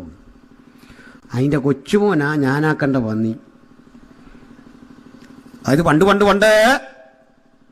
കർത്താവ് പറഞ്ഞ് പിശാചുക്കൾ വന്ന് കയറി കടലിൽ കടുന്തൂക്കാട്ട് ചാടിയിട്ടും ചാടാതെ അനുസരണക്കേട് കാണിച്ച് അവിടെങ്ങാണ്ട് പതുങ്ങിയിരുന്ന പന്നിയുടെ തലമുറയിൽപ്പെട്ട ഇളം തലമുറയിലെ ഏതാണ്ട് ന്യൂജൻ എന്നൊക്കെ നമ്മൾ പറയല്ലോ, ഈ ടൈപ്പ് എന്നത്തെയാ കണ്ടേ? മനസ്സിലായില്ലല്ലേ? ഇത്രയും മനസ്സിലാക്കിയാൽ മതി. സന്തോഷം പോയോ? ഇച്ചിരി സന്തോഷം പോകട്ടെ. അപ്പം പിശാചുകൾ എന്താണെന്നറിയാനാ? എവരോട് പറഞ്ഞ് മിണ്ടരുത്, മിണ്ടിപ്പോലെ ശാസിച്ചു. ഇതാ പിശാച്. പിന്നെ ഉത്ഭവം ബൈബിളിൽ പറയുന്നുണ്ട്. പണ്ട് ആള് ഡീസൻ്റായൊരു കാലം ഉണ്ടായിരുന്നു. ലൂസിഫർ എന്നവനെ വിളിക്കുന്നത്. ഇംഗ്ലീഷ് വിളിക്കലൊക്കെ ഓ മോർണിംഗ് സ്റ്റാർ. മലയാളം ബൈബിളിൽ അരുണോദയപുത്രനായ ശുക്ര നീ വെട്ടേറ്റ് നിലത്ത് വീണത് എങ്ങനെ? വിശദീകരിച്ച് ഒത്തിരി പറയാനുണ്ട്, നമ്മൾ അങ്ങോട്ടൊന്നും പോകുന്നില്ല. പ്രിയപ്പെട്ടവരെ, നന്നായി ദൈവത്തെ ആരാധിച്ചു വന്നിരുന്ന ദൈവദൂതഗണങ്ങളിൽ ഒരു ഗ്രൂപ്പ് ലൂസിഫർ എന്നൊരു ക്യാപ്റ്റന്റെ നേതൃത്വത്തിൽ തകർന്നുപോയി. അവരുടെ സൃഷ്ടിയെപ്പറ്റി എസെക്കിയേൽ 28 അധ്യായത്തിൽ പറയുക, നിന്നെ തീർത്ത നാളിൽ നിന്നിലുള്ള തടങ്ങളുടെയും കൂടുകളുടെയും പണി പൊന്നുകൊണ്ടുള്ളതായിരുന്നു. മറക്കുന്ന കെരൂബേ, നിന്നെ ഞാൻ ദേവപർവ്വതത്തിൽ ഇരുത്തിയിരുന്നു. പക്ഷെ നിന്റെ അന്തരംഗം സാഹസം കൊണ്ട് പുളഞ്ഞു. നീ ഹൃദയത്തിൽ പാപം നിരൂപിച്ചു. ഞാൻ ദൈവത്തോട് സമനാകും. എൻ്റെ സിംഹാസനം അത്യുന്നതിൻ്റെ സിംഹാസനത്തിൻ്റെ ഒപ്പം വെക്കും. ഉത്തരദിക്കിൽ സമാഗമ പർവ്വതത്തിന്മീതെ ഞാൻ ഇരുന്നരുളും എന്നല്ലോ നീ ഹൃദയത്തിൽ പറഞ്ഞത്. അന്ന് പുറത്താക്കിയ ദൂതഗണങ്ങളാണ് പിശാചുക്കളായി മാറിയത്. ആ സാത്താൻ ഈ ഭൂമിയെ അധീനപ്പെടുത്തി. വെറുതെ അധീനപ്പെടുത്തിയല്ല. നമ്മുടെ പൂർവികനായ ആദം പാപം ചെയ്തപ്പോൾ ഏകമനുഷ്യനാൽ പാപവും പാപത്താൽ മരണവും ലോകത്തിൽ കടന്നു. ആ മനുഷ്യൻ പാപിയായി തീർന്നോടുകൂടി ഭൂമി മുഴുവൻ പാപമംഗലം. ചില പറയാറുണ്ട്, അന്ന് തന്നെ ദൈവം ഒരാട്ടുംകുഞ്ഞിനെ യാഗം കഴിച്ചു. അതിൻ്റെ തോല് കൊണ്ട് ആദമിനെ ഹവ്വയും ഉടുപ്പിച്ചു. ഞാൻ ചോദിച്ചു, പിന്നെ യേശു വരുന്നത് എന്തിനാ? പിതാവ് ആടിനെ അന്ന് തന്നെ യാഗം കഴിച്ച്. അപ്പം എന്നോട് പറഞ്ഞാൽ അതിനകത്ത് തെളിവുണ്ട്. എന്താ തെളിവ്? യഹോവയായ ദൈവം തോല് കൊണ്ടൊരു ഉടുപ്പുണ്ടാക്കി ആദമിനെ. ഞാൻ പണ്ട് CBIയിലായിരുന്നു ജോലി. കാരണം ഈ തോല് കണ്ട് ചൂഹിച്ചു പോവാന്ന് യാഗം നടന്നെന്ന്. ബൈബിളിലില്ലതൊന്നും. ഇല്ലാത്ത കഥയൊന്നും ബൈബിളിൽ ചേർത്ത് വെക്കരുത്. യാഗം നടന്നേ പച്ചക്ക് എഴുതാൻ നാണമായിരുന്നു. മോശ നാണിച്ചു പോയോ? അത് എഴുതണ്ട നിർത്തോ. അവിടെ യാഗമൊന്നും നടന്നില്ല.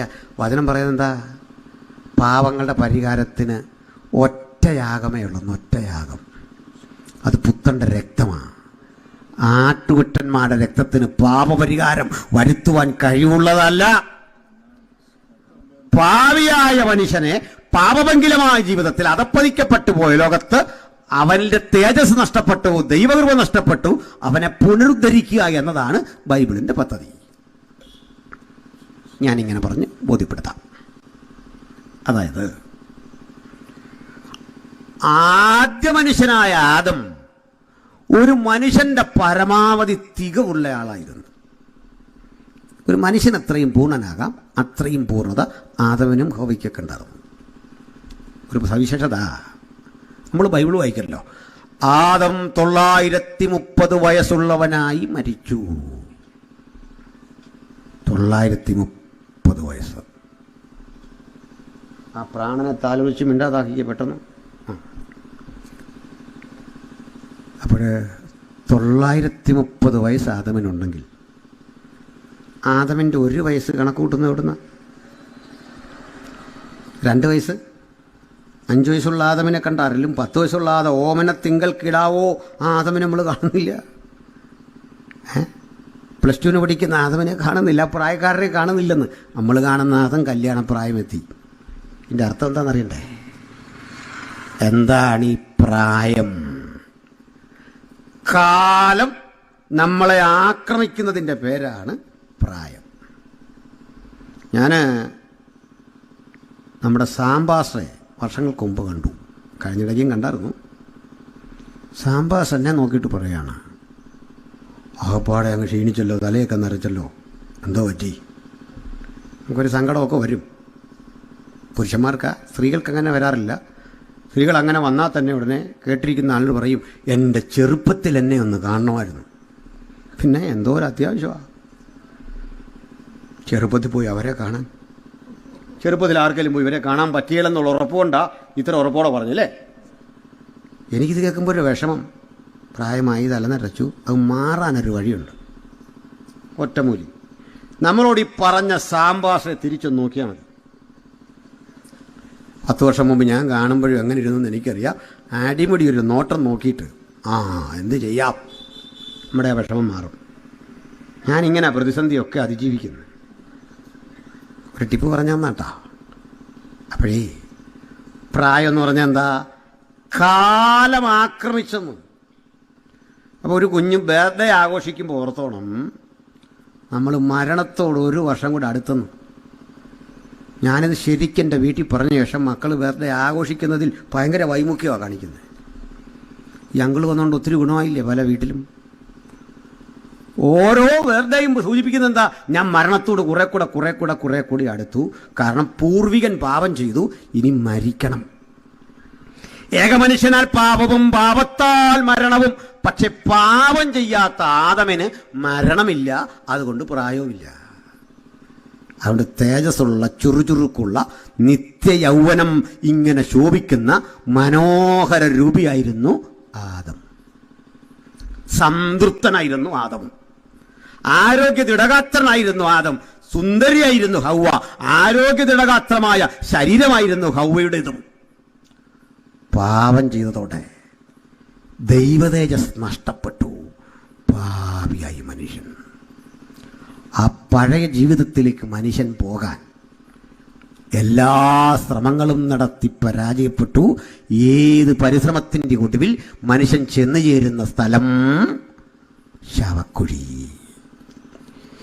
ഈ മനുഷ്യനെ ആ അവസ്ഥയിൽ നിന്ന് ഉദ്ധരിക്കാൻ സത്യദൈവം തന്റെ പുത്രനായ യേശുക്രിസ്തുവിനെ കാലത്തിന്റെ സമ്പൂർണതയിൽ ഇഹലോകത്തിലേക്ക് അയച്ചു. അതാ സുവിശേഷത്തിന്റെ പൊരുൾ. അങ്ങനെ അയച്ച പുത്രൻ ജഡത്തിൽ വെളിപ്പെട്ടു. പുത്രൻ ജഡത്തിൽ വന്നെന്ന് ശരീരമെടുത്തു വന്നു, നമ്മുടെ ഇടയിൽ പാർത്തു. ഇതാ സുവിശേഷം. ഇപ്പം ചിലർ ചോദ്യം ചോദിക്കും, ദൈവത്തിന് പുത്രനോ? എന്താ പുത്രനുണ്ടായി എന്ന് പറഞ്ഞാൽ മോശം കാര്യമാണോ? അല്ല. ആ ദൈവപുത്രൻ്റെ പ്രത്യേകതയുണ്ട്. അവൻ ജനിച്ചവനല്ല, അവനില്ലാതിരുന്ന കാലമില്ല, ഇല്ലാതിരിക്കുന്ന കാലമില്ല. കാരണം നിത്യപുത്രൻ. വീണ്ടും ഒരു പേരുണ്ട്, നിത്യപിതാവ്. നിങ്ങൾ ഞാനുമൊക്കെ കുട്ടികളുടെ പിതാവാണ്. ശരി, വ്യത്യാസം നിത്യപിതാവല്ല. 10, 26, 27 വയസ്സായപ്പോഴാണ് നമ്മൾ പിതാവായത്, അല്ലേ? പക്ഷെ പിതാവ് നിത്യരാകണമെങ്കിൽ, നിത്യപിതാവെന്ന പേരൊരാൾക്ക് കിട്ടണമെങ്കിൽ പിതാവ് എന്നുണ്ടോ അന്ന് മുതൽ പുത്രനും ഉണ്ടാകണം. ഒരാൾ പുത്രൻ നിത്യനാണെന്ന് പറഞ്ഞാൽ പിതാവ് എന്നുണ്ടോ അന്ന് മുതൽ പുത്രനും ഉണ്ടായിരിക്കണം. മനസ്സിലായോ? പരിശുദ്ധാത്മാവിനെ വിളിക്കും നിത്യാത്മാവ്. പിതാവ്, പുത്രൻ, പരിശുദ്ധാത്മാവ്. 3 persons in 1 essence. ഒരു ദൈവം, പിതാവ്, പുത്രൻ, പരിശുദ്ധാത്മാവ് എന്നിങ്ങനെ 3 വ്യത്യസ്ത അളവുകളിൽ വ്യത്യസ്ത വ്യക്തിത്വങ്ങളിൽ വിരാജിക്കുന്ന അതുല്യതയുടെ പേരാണ് പരിശുദ്ധ ത്രിയേകത്വം. ആ ത്രിയേകത്വത്തിൽ പിതാവ് പുത്രനെ നമ്മുടെ ഇടയിലേക്ക് നമ്മിലൊരുവനെ പോലെ അയച്ചു. അവിടുന്ന് വന്ന് നമ്മുടെ പാപങ്ങളെ സ്വന്തം ജീവിതത്തിലേക്ക് ഏറ്റെടുത്ത് നമ്മളെ പരിശുദ്ധരാക്കി, നമ്മളെ പാപനിബിഡമായ ഈ ശരീരത്തിൽ നിന്ന് വിടുവിച്ചു. ആ വാഗ്ദത്തമാണ് സുവിശേഷം തരുന്നത്. ഇതൊഴികെ ഒരു വഴിയും രക്ഷയ്ക്കില്ല. രക്ഷയ്ക്ക് പലവിധ വഴികൾ തിരയുന്ന മനുഷ്യരെ നോക്കിയിട്ട് ഈ ലേഖനത്തിന്റെ ഒടുവിൽ പറയാ, എന്റെ കുഞ്ഞുങ്ങളെ, നിങ്ങൾ വിഗ്രഹങ്ങളോട് അകന്നുകൊള്ളി. ഹല്ലേലൂയ. ഇപ്പൊ ചില ആളോട് നമ്മൾ സംസാരിച്ച, അപ്പൊ ക്രൈസ്തവ സമൂഹത്തിലെ ചിലയിടങ്ങളിലും ഈ വിഗ്രഹാരാധന ഉണ്ട്. പക്ഷെ ഒരു കാര്യം, ലോകത്തിലൊരു വിഗ്രഹാരാധി അത് വിഗ്രഹമാണെന്ന് സമ്മതിച്ചു തരികയില്ല. അതതിനകത്തെ ടെക്നിക്ക്. പിന്നെന്തിനാ? അതൊരു ഏകാഗ്രത ഉണ്ടാകാൻ. അല്ല, പ്രാർത്ഥിക്കുമ്പോൾ കുഞ്ഞുങ്ങൾക്കൊരു ബോധം വരാൻ. എടാ, പച്ചയ്ക്ക് ഇതിൽ എഴുതി വെച്ചിരിക്കുക, മീതെ സ്വർഗത്തിൽ, താഴെ ഭൂമിയിൽ, ഭൂമിക്ക് കീഴെ സമുദ്രത്തിൽ, പാതാളത്തിൽ നിന്റെ സ്പർശമെത്തുന്ന, നിന്റെ ദർശനമെത്തുന്ന ഒരിടത്തും കാണുന്ന ഒരു രൂപത്തെയും ഉണ്ടാക്കരുത്. എനിക്ക് വളരെ ബഹുമാനമുള്ള ഒരു പുരോഹിത ശ്രേഷ്ഠൻ പറഞ്ഞു, നിങ്ങൾ ഹോരേബിൽ വെച്ച് ഒരു രൂപവും കണ്ടില്ല, അതുകൊണ്ട് ഉണ്ടാക്കരുതെന്ന പഴയ നിയമത്തിൽ. അപ്പം രൂപമൊന്നും കാണാത്തവരുണ്ടാക്കരുത്, കണ്ടവരതുണ്ടാക്കുമെന്ന്. എന്തോ ഒരു ലോജിക്കാണ്, നിങ്ങളൊന്ന് ആലോചിച്ച് നോക്കി. അതിന് കാരണമുണ്ട്, പറയാം. ഈ പാമ്പും വടിയൊക്കെ ആരാധിക്കുന്ന ക്രൈസ്തവ സമൂഹങ്ങളിൽ ചിലരുണ്ടല്ലോ. അതിനകത്ത് മോശ പിച്ചള സർപ്പത്തെ ഉണ്ടാക്കി. അല്ലെങ്കിൽ ഇതേ ബൈബിളിൽ തന്നെ പറഞ്ഞു കെരൂബുകളെ വാർത്തുണ്ടാക്കാൻ. കെരൂബുകൾ എന്താണെന്ന് അറിയാഞ്ഞിട്ടാ. പെട്ടകത്തിന് മുമ്പിൽ 2 കെരൂബുകളെ വാർത്തുണ്ടാക്കണം. നിങ്ങൾ പറഞ്ഞ അർത്ഥത്തിലാണെങ്കിൽ ലോകത്തിലെ ഏറ്റവും വലിയ വിഗ്രഹാരാധി യഹൂദനായനെ. കാരണം നേരിട്ട് കിട്ടിയ യഹൂദൻ ഇന്നുവരെ ഈ പ്രമാണം ലംഘിച്ചൊരു വിഗ്രഹത്തെ ഉണ്ടാക്കിയിട്ടില്ല, ആരാധിക്കത്തുമില്ല. ബൈബിൾ അത് അനുവദിക്കുന്നില്ല ഒരിക്കലും. പ്രപഞ്ചനാഥൻ, വിശ്വേശ്വരൻ, സകലത്തിനും കാരണഭൂതൻ, ഒരു വാക്കിനാൽ സകലത്തെയും ഉളവാക്കിയവൻ, ആ ദൈവത്തെ നിങ്ങൾ ഇങ്ങനെ പരിമിതപ്പെടുത്തരുത്. അപ്പോസ്തലപ്രവൃത്തി 17 പറയുക, അവൻ സ്വർഗത്തിനും ഭൂമിക്കും നാഥനാകൊണ്ട് മനുഷ്യന്റെ കൈപ്പണിയായ ഒരു മന്ദിരത്തിലും വാസം ചെയ്യുന്നില്ല. എന്റെ കുഞ്ഞുങ്ങളെ, നിങ്ങൾ അതിനോടകന്നിരിപ്പി. എന്നിട്ട് ഒന്നുകൂടി പറഞ്ഞു, നാം സത്യദൈവത്തിൽ, നമ്മുടെ കർത്താവായ യേശുക്രിസ്തുവിന്റെ അസ്തിത്വത്തിൽ, അവന്റെ വ്യക്തിത്വത്തിൽ വിശ്വസിക്കുന്നവരാണെന്ന് പറഞ്ഞിട്ട് ഒന്നുകൂടി പറഞ്ഞു, അവൻ സത്യദൈവവും നിത്യജീവനും. അതുകൂടി പറയാം, ശ്രദ്ധിക്കണം സഹജനെ. ഈ നമുക്ക് ആരാധിക്കാൻ അനുവദിച്ചു തന്ന ഒരു പ്രതിമയുണ്ട്, ഒരു ഇമേജ്, ഒറ്റ ഇമേജ്. അത് മനുഷ്യരാരും ഉണ്ടാക്കിയതല്ല, ജീവനുള്ളൊരു ഇമേജ്. അതാരുടെയാണെന്നറിയണ്ടേ? യേശുവിൻ്റെ. അതെങ്ങനെയാ പറയുന്നറിയണ്ടേ? മനുഷ്യൻ ടെറാക്കോട്ടയിലോ കല്ലിലോ നിർമ്മിച്ച ശില്പമല്ല വിശുദ്ധ ബൈബിളിലെ യേശു. ഞാനിന്ന് പിണങ്ങില്ലെങ്കിൽ ഒരു ഉദാഹരണം പറയാം, തെളിവ് പറയാം. ലോകത്തെവിടെ ക്രൂശുമരണത്തിൻ്റെ ഇമേജ് നിങ്ങൾ കണ്ടോ, അതിനകത്തെല്ലാം ഫോൾട്ടുണ്ട്. എന്താ ഫോൾട്ടെന്നറിയണ്ടേ? സകല ഇമേജിലും യേശുവിൻ്റെ കയ്യിൽ ആണി അടിച്ചിരിക്കുന്ന കൈവെള്ളയില, അത് തെറ്റാണ്. റോമിലെ ശിക്ഷാരീതി അനുസരിച്ച് റോമൻ ചരിത്രം പഠിക്കുന്ന ആളുകൾക്ക് മനസ്സിലാകും, ക്രൂശിക്കപ്പെടാൻ നിയോഗിച്ചവൻ്റെ കൈ തണ്ടയിലാണ് ആണി അടിക്കേണ്ടത്. റിസ്റ്റ്, മണിബന്ധം, ഇതാ ഇവിടെ എന്തിനാണെന്നറിയണ്ടേ? നിയോഗിക്കപ്പെട്ട അപ്പോത്തിക്കരി എന്നറിയപ്പെടുന്ന വൈദ്യൻ വരണം. അയാൾ നാഡി പരിശോധിച്ച് ആണി ഇറക്കേണ്ട സ്ഥലം അടയാളപ്പെടുത്തണം. ഞരമ്പ് കെട്ടുകൾ പിണയുന്ന ഈ ഭാഗത്തെ ആണി അടിക്കാൻ അടയാളം കയ്യിലും കാലിലും രേഖപ്പെടുത്തിയിട്ട് കുറ്റപത്രം വായിച്ചു കേൾപ്പിച്ചാലുടൻ ചതുരവടിവുള്ള ആണി, അഗ്രം മുനയുള്ള ആണി 3 ആരാച്ചാർമാർ ചേർന്ന് ഒരേ സമയത്ത് കുത്തിയിറക്കണം. മുഴുവൻ ചോരയും വാർന്നു എന്നുറപ്പായാൽ ഉടൻ ഈ ആണി ഒന്ന് തിരിക്കും, ഞരമ്പ് കെട്ടുകൾ സ്ട്രക്കാകും, പിന്നെ രക്തോട്ടമില്ല. ശരീരത്തിലേക്ക് ആവശ്യത്തിന് ഓക്സിജൻ കിട്ടാതെ, ശ്വാസമെടുക്കാൻ കഴിയാതെ ഈ വ്രണിതഹൃദയൻ പീഡിപ്പിക്കപ്പെട്ടവൻ ഇങ്ങനെ കിടക്കുമ്പോൾ ക്രൂശോട് ചേർത്ത് പിന്നെയാണ് ചുറ്റികയ്ക്ക് ആണിയടിച്ചിറക്കുന്നത്. നിങ്ങളും ഞാനും കണ്ടുപരിചയിച്ച ക്രൂശൊന്നും ഈ തിരുവെഴുത്തിലെ ക്രൂശല്ല. പ്രിയപ്പെട്ടവരെ, കുരിശുമാല അണിഞ്ഞു വന്ന എന്റെ സഹോദരങ്ങളുണ്ട്. ഞാൻ നിങ്ങളെ വിമർശിക്കുകയല്ല. പക്ഷേ സ്വർണ്ണ നിർമ്മിതമായ ആ കുരിശുമാല നോക്കുമ്പോൾ യേശു കർത്താവ് നിങ്ങളെ നോക്കിട്ട് പറയും, ഇത്രയും വിലപിടിപ്പുള്ള ഒരു കുരിശിൽ കിടന്ന് മരിക്കാൻ പോലും ഭാഗ്യം ലഭിക്കാത്ത ഒരുവനാണ് ഞാൻ. ആ പച്ചമര കുരിശില്ലേ, ആ കുരിശിൽ മരിച്ചവനെ അങ്ങനെയല്ല ഞാനും നിങ്ങളും കാണേണ്ടത്. കുരിശു ചുമക്കാൻ നിനക്ക് മനസ്സുണ്ടെങ്കിൽ അത് കർത്താവ് ജീവിതത്തിൽ തരുന്ന കഷ്ടതകളിൽ അവനോട് പ്രകടിപ്പിക്കേണ്ട ഐക്യദാർഢ്യമാണ്. അക്ഷരാർത്ഥത്തിലെ ആ രൂപങ്ങളെ അല്ല വിശുദ്ധ ബൈബിൾ വിവക്ഷിക്കുന്നത് എന്ന സുവിശേഷ സത്യം ഞങ്ങൾ ഈ രാത്രി ഈ ഗ്രാമത്തിൽ ഉയർത്തി ബോധ്യം വരുത്തുകയാ. കുരിശിന് 2 ഭാഗങ്ങളാ. സ്റ്റെമ്മുണ്ട്, അതിൻ്റെ വിലങ്ങൻ തടിയുണ്ട്. ഒന്നിൻ്റെ പേര് സിംപ്ലക്സ്, വിലങ്ങൻ തടിയുടെ പേര് പാറ്റീബുലം. ഇത് റോമൻ വേർഡാണ്. ഇത് മാത്രമാ തോളിൽ വെച്ച് ചുമക്കണ്ടേ. അല്ല ഈ ടീ ആകൃതിയിലെ സാധനം അതുപോലെ എടുത്ത് വഴികൂടെ കൊണ്ടുപോകുന്ന ഏർപ്പാടൊന്നും ഇല്ലെന്നേ. ഇതൊക്കെ എക്സഗ്രേറ്റ് ചെയ്ത കഥകളാ. ഇവ തോളിലേക്ക് വെച്ചിട്ട് കയറിന് വരിഞ്ഞു കിട്ടും. അതും ചിന്തേരും ഒളിവും കൊണ്ട് മനഃപൂർവ്വം ഉണ്ടാക്കി മിനുക്കിയെടുത്ത ഒരു കുരിശൊന്നുമല്ല, ഉരുളൻ തടി തന്നെയാണ്. ആ തടി തോളിലേക്ക് വെച്ച് കെട്ടും. ഈ ടീ ആകൃതിയിലെ തടി അതേപോലെ എടുത്തുകൊണ്ട് പോകില്ല. സിംപ്ലക്സ് എന്ന് പറയുന്ന അതിന്റെ ആ തൂണുണ്ടല്ലോ, അത് ഓൾറെഡി പടയാളികളോടെ എത്തിച്ചിരിക്കും. സമയത്തിന് ക്രൂശീകരണം നടക്കണം.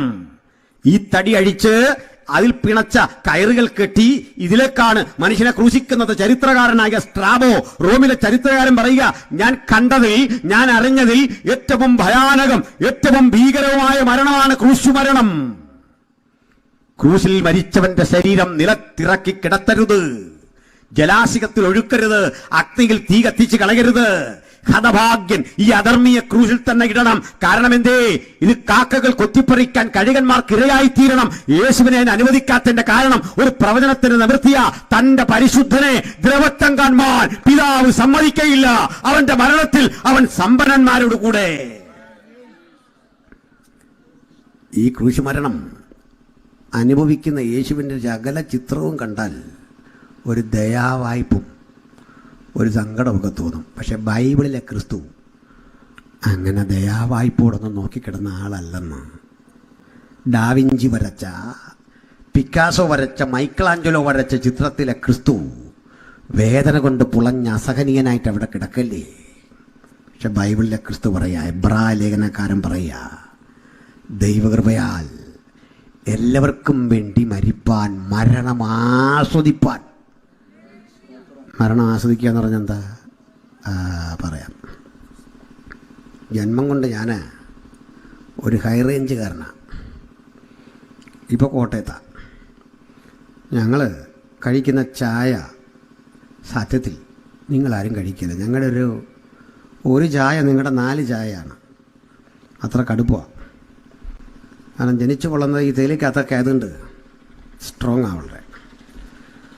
ഞാൻ ട്രെയിനിൽ നിന്നൊരു ചായ കിട്ടിയാൽ അത് കുടിക്കുകയല്ല, അതിങ്ങനെ എടുത്ത് കുടിച്ചുകൊണ്ടിരിക്കുക. നമ്മുടെ മുഖം കണ്ടാൽ അറിയാം ഈ ചായ കൊള്ളൂല. ശരിയല്ലേ? മരുന്ന് കഴിക്കുന്നവൻ്റെ മുഖം കണ്ടറിയാം മരുന്ന് അവനെ അസഹ്യപ്പെടുത്തുന്നു. ആസ്വദിച്ച് കഴിക്കുമ്പോൾ മുഖം കണ്ടാൽ മനസ്സിലാവില്ലേ? അസ്വസ്ഥത വരുമോ? ലോകത്താര് മരിച്ചാലും വേദനാജനകമാണെങ്കിൽ ആസ്വദിച്ചു മരിക്കുക. എന്തിനാ? മക്കൾക്ക് വേണ്ടി. അമ്മ പട്ടിണി അനുഭവിക്കൂലേ? പണ്ടത്തെ അമ്മമാർക്കൊക്കെ അറിയാം. ഒരു കലത്തിൽ വറ്റ് നിറച്ചിട്ടേ 8ഉം 10ഉം മക്കൾക്ക് വീതം വെച്ച് കൊടുക്കുമ്പോൾ അമ്മയ്ക്കൊന്നും കാണൂല. ആ കലത്തിൽ വെള്ളമൊക്കെ ഒഴിച്ച് അമ്മ ഇങ്ങനെ കഴിക്കുന്ന പോലെ വരുത്തി തീർക്കുമ്പോൾ വിശപ്പ് അമ്മയെ ബാധിക്കില്ല. അങ്ങനെയൊക്കെ അനുഭവിച്ച അമ്മമാരിവിടെ ഉണ്ട്. സമ്മതിക്കാൻ ചിലർക്ക് മടിയുണ്ടേ. പുതിയ തലമുറയിലെ കുഞ്ഞുങ്ങൾക്ക് ഇങ്ങനെ ആ അമ്മ നമ്മളെല്ലാം വളർത്തിയേ അല്ലേ? അമ്മയുടെ മുഖത്തെ സന്തോഷം എപ്പോഴാണെന്ന് അറിയണ്ടേ? ഞാനും നീയും ആഹാരം വാരിക്കഴിച്ച് ഈ വയറ് നിറയുമ്പോൾ അമ്മയ്ക്കൊരു സംതൃപ്തി. ഇതുപോലെ ആ കാൽവരി ക്രൂശിൽ യേശുവിൻ്റെ സംതൃപ്തി, മനുഷ്യരാശിക്ക് നഷ്ടപ്പെട്ടു പോയ രക്ഷ ആ രക്തത്തിലൂടെ സംജാതമാക്കിയപ്പോൾ അവൻ മരണം ആസ്വദിച്ചു. ഏത് ചിത്രകാരന് ധൈര്യമുണ്ട് ഈ ക്രിസ്തുവിനെ വരയ്ക്കാൻ? നിന്റെ ക്യാൻവാസിനും നിന്റെ ബ്രഷിനും നിന്റെ ചായത്തിനും വഴങ്ങിത്തരാത്ത അതുല്യനായ ഈ ക്രിസ്തുവിനെ ഈ രാത്രി ഞങ്ങൾ കർത്താവിന്റെ രക്ഷിതാവുമായി നിങ്ങളുടെ മുമ്പിൽ ഉയർത്തിക്കാട്ടുന്നത്. അവനെ ക്യാൻവാസിന് വഴങ്ങില്ല, ഈ ബ്രഷിന് വഴങ്ങില്ല, ചായത്തിന് വഴങ്ങില്ല. പക്ഷെ നമ്മുടെ ഹൃദയത്തിൽ ആ ജ്വലനമുണ്ട്. ഒരു തർക്കവും ആ കാര്യത്തിൽ വേണ്ട. അവനെ ഹൃദയം കൊണ്ട് കണ്ടവർ, വെളിപ്പാട് കൊണ്ട് കണ്ടവർ, തിരിച്ചറിയുന്നവർ, അവരെ ഓർത്ത് ഞാൻ ദൈവത്തെ സ്തുതിക്കുന്നു. അപ്പോൾ യേശു ക്രൂശിൽ മരിച്ചപ്പോൾ നമ്മുടെ പാപങ്ങൾ നമ്മോട് ചേർത്തവൻ അതിനെ മുഴുവൻ സാംശീകരിച്ച് ജീവിതത്തിൽ തീർത്തു. അതിനുതകുന്ന ഒരു വസ്തുത പറഞ്ഞ് ഞാൻ അവസാനിപ്പിക്കാം. ലൂയി പാസ്റ്റർ എന്ന് കേട്ടിട്ടുണ്ടല്ലോ. ലൂയി പാസ്റ്റർ IPC കാരനാണോ ചർച്ച കോഡാണോ എന്ന് എനിക്കറിയില്ല. അത് ഈ ബാലേന്ദ്രൻ പാസ്റ്ററോടൊക്കെ ചോദിച്ച് മനസ്സിലാക്കിയാൽ മതി. അതേതാണ് ഈ പേ വിഷം, അതിനെതിരെ വാക്സിൻ കണ്ടുപിടിക്കുന്നത്. ഒരു ദൈവമകൻ കേട്ടോ. പേ വിഷം, ഈ പേ ബാധിക്കുന്ന ആളിന് ഹൈഡ്രോഫോബിയ എന്നൊരു മാനസികാവസ്ഥയാണ്. വെള്ളം കണ്ടാൽ ഭയം. അയാൾ ഈ നുരയും പതയൊക്കെ ഇങ്ങനെ വരും. ഈ പേവിഷം ബാധിച്ച ഒരു കൂട്ടുകാരൻ മരിക്കുന്ന അന്ത്യനിമിഷം ലൂയി പാസ്റ്ററെ വല്ലാതെ വിഷമിപ്പിച്ചു. അദ്ദേഹം ഇതിനൊരു വാക്സിൻ പരീക്ഷണം നടത്തുക. തൻ്റെ വിദ്യാർത്ഥികളും താനും ലാബിൽ സുദീർഘനേരം സംസാരിച്ചെടുക്കും. റാബീസ്, അതാണല്ലോ ആ വിഷം, പേവിഷത. ഈ വിഷം ശേഖരിച്ചിട്ടുണ്ട്. ഇത് നമ്മുടെ നേർവസ് സിസ്റ്റത്തെ മുഴുവൻ തകർക്കും, നാഡീവ്യൂഹത്തെ മുഴുവൻ തകർക്കും.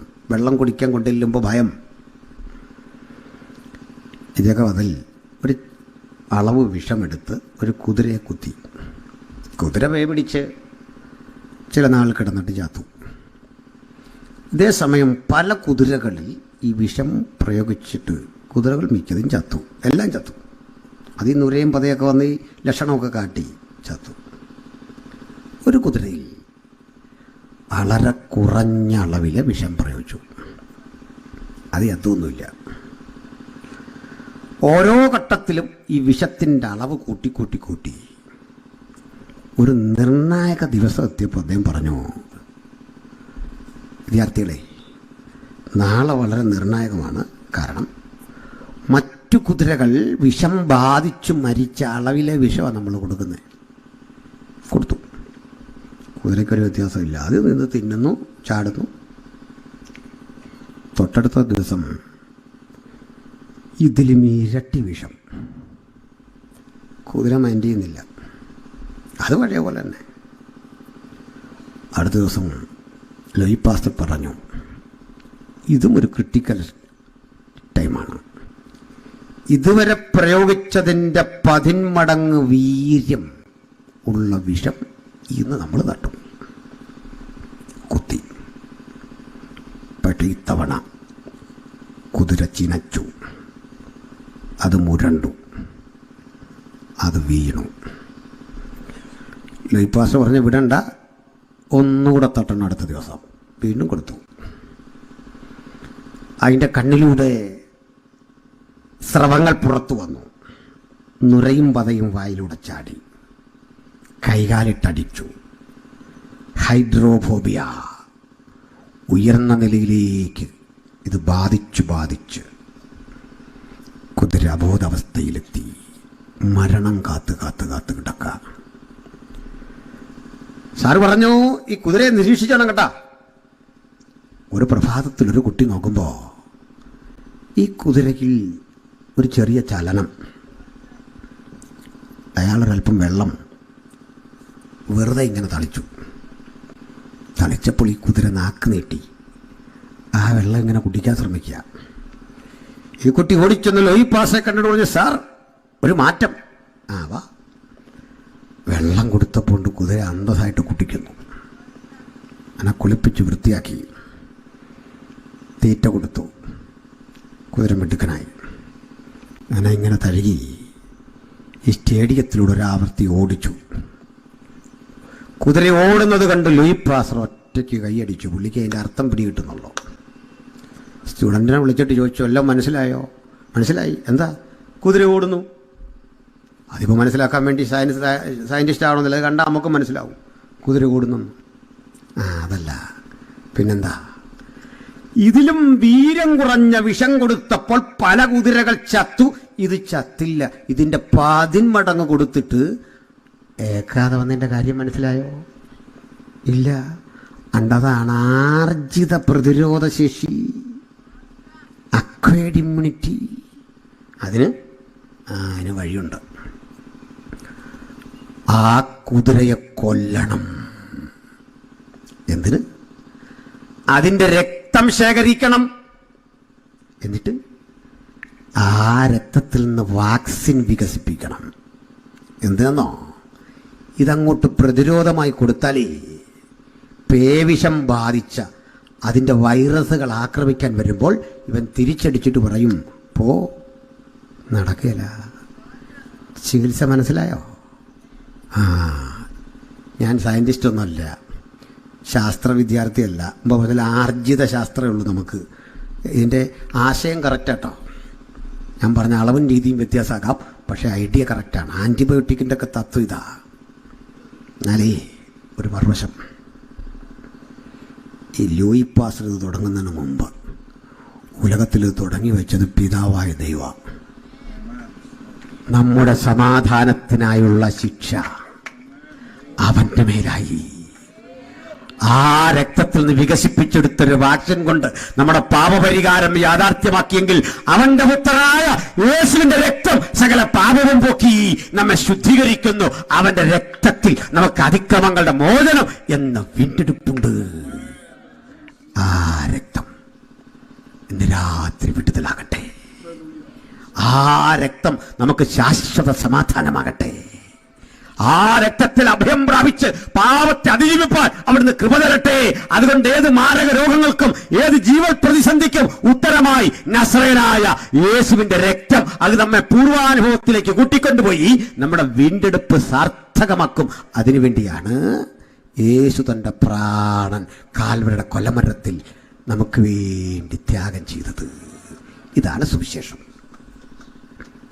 ഇനി എൻ്റെ പ്രിയ സഹോദരങ്ങളെ, ഈ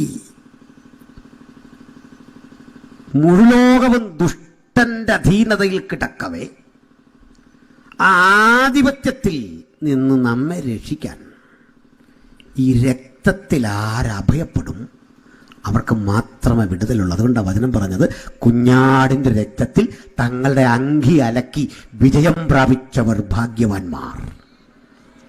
ആ ഭാഗ്യപദവി ജീവിതത്തിൽ അനുഭവിക്കേണ്ടതിന് വേണ്ടിയാ ഈ യോഗം എന്നിവിടെ നടക്കുന്നത്.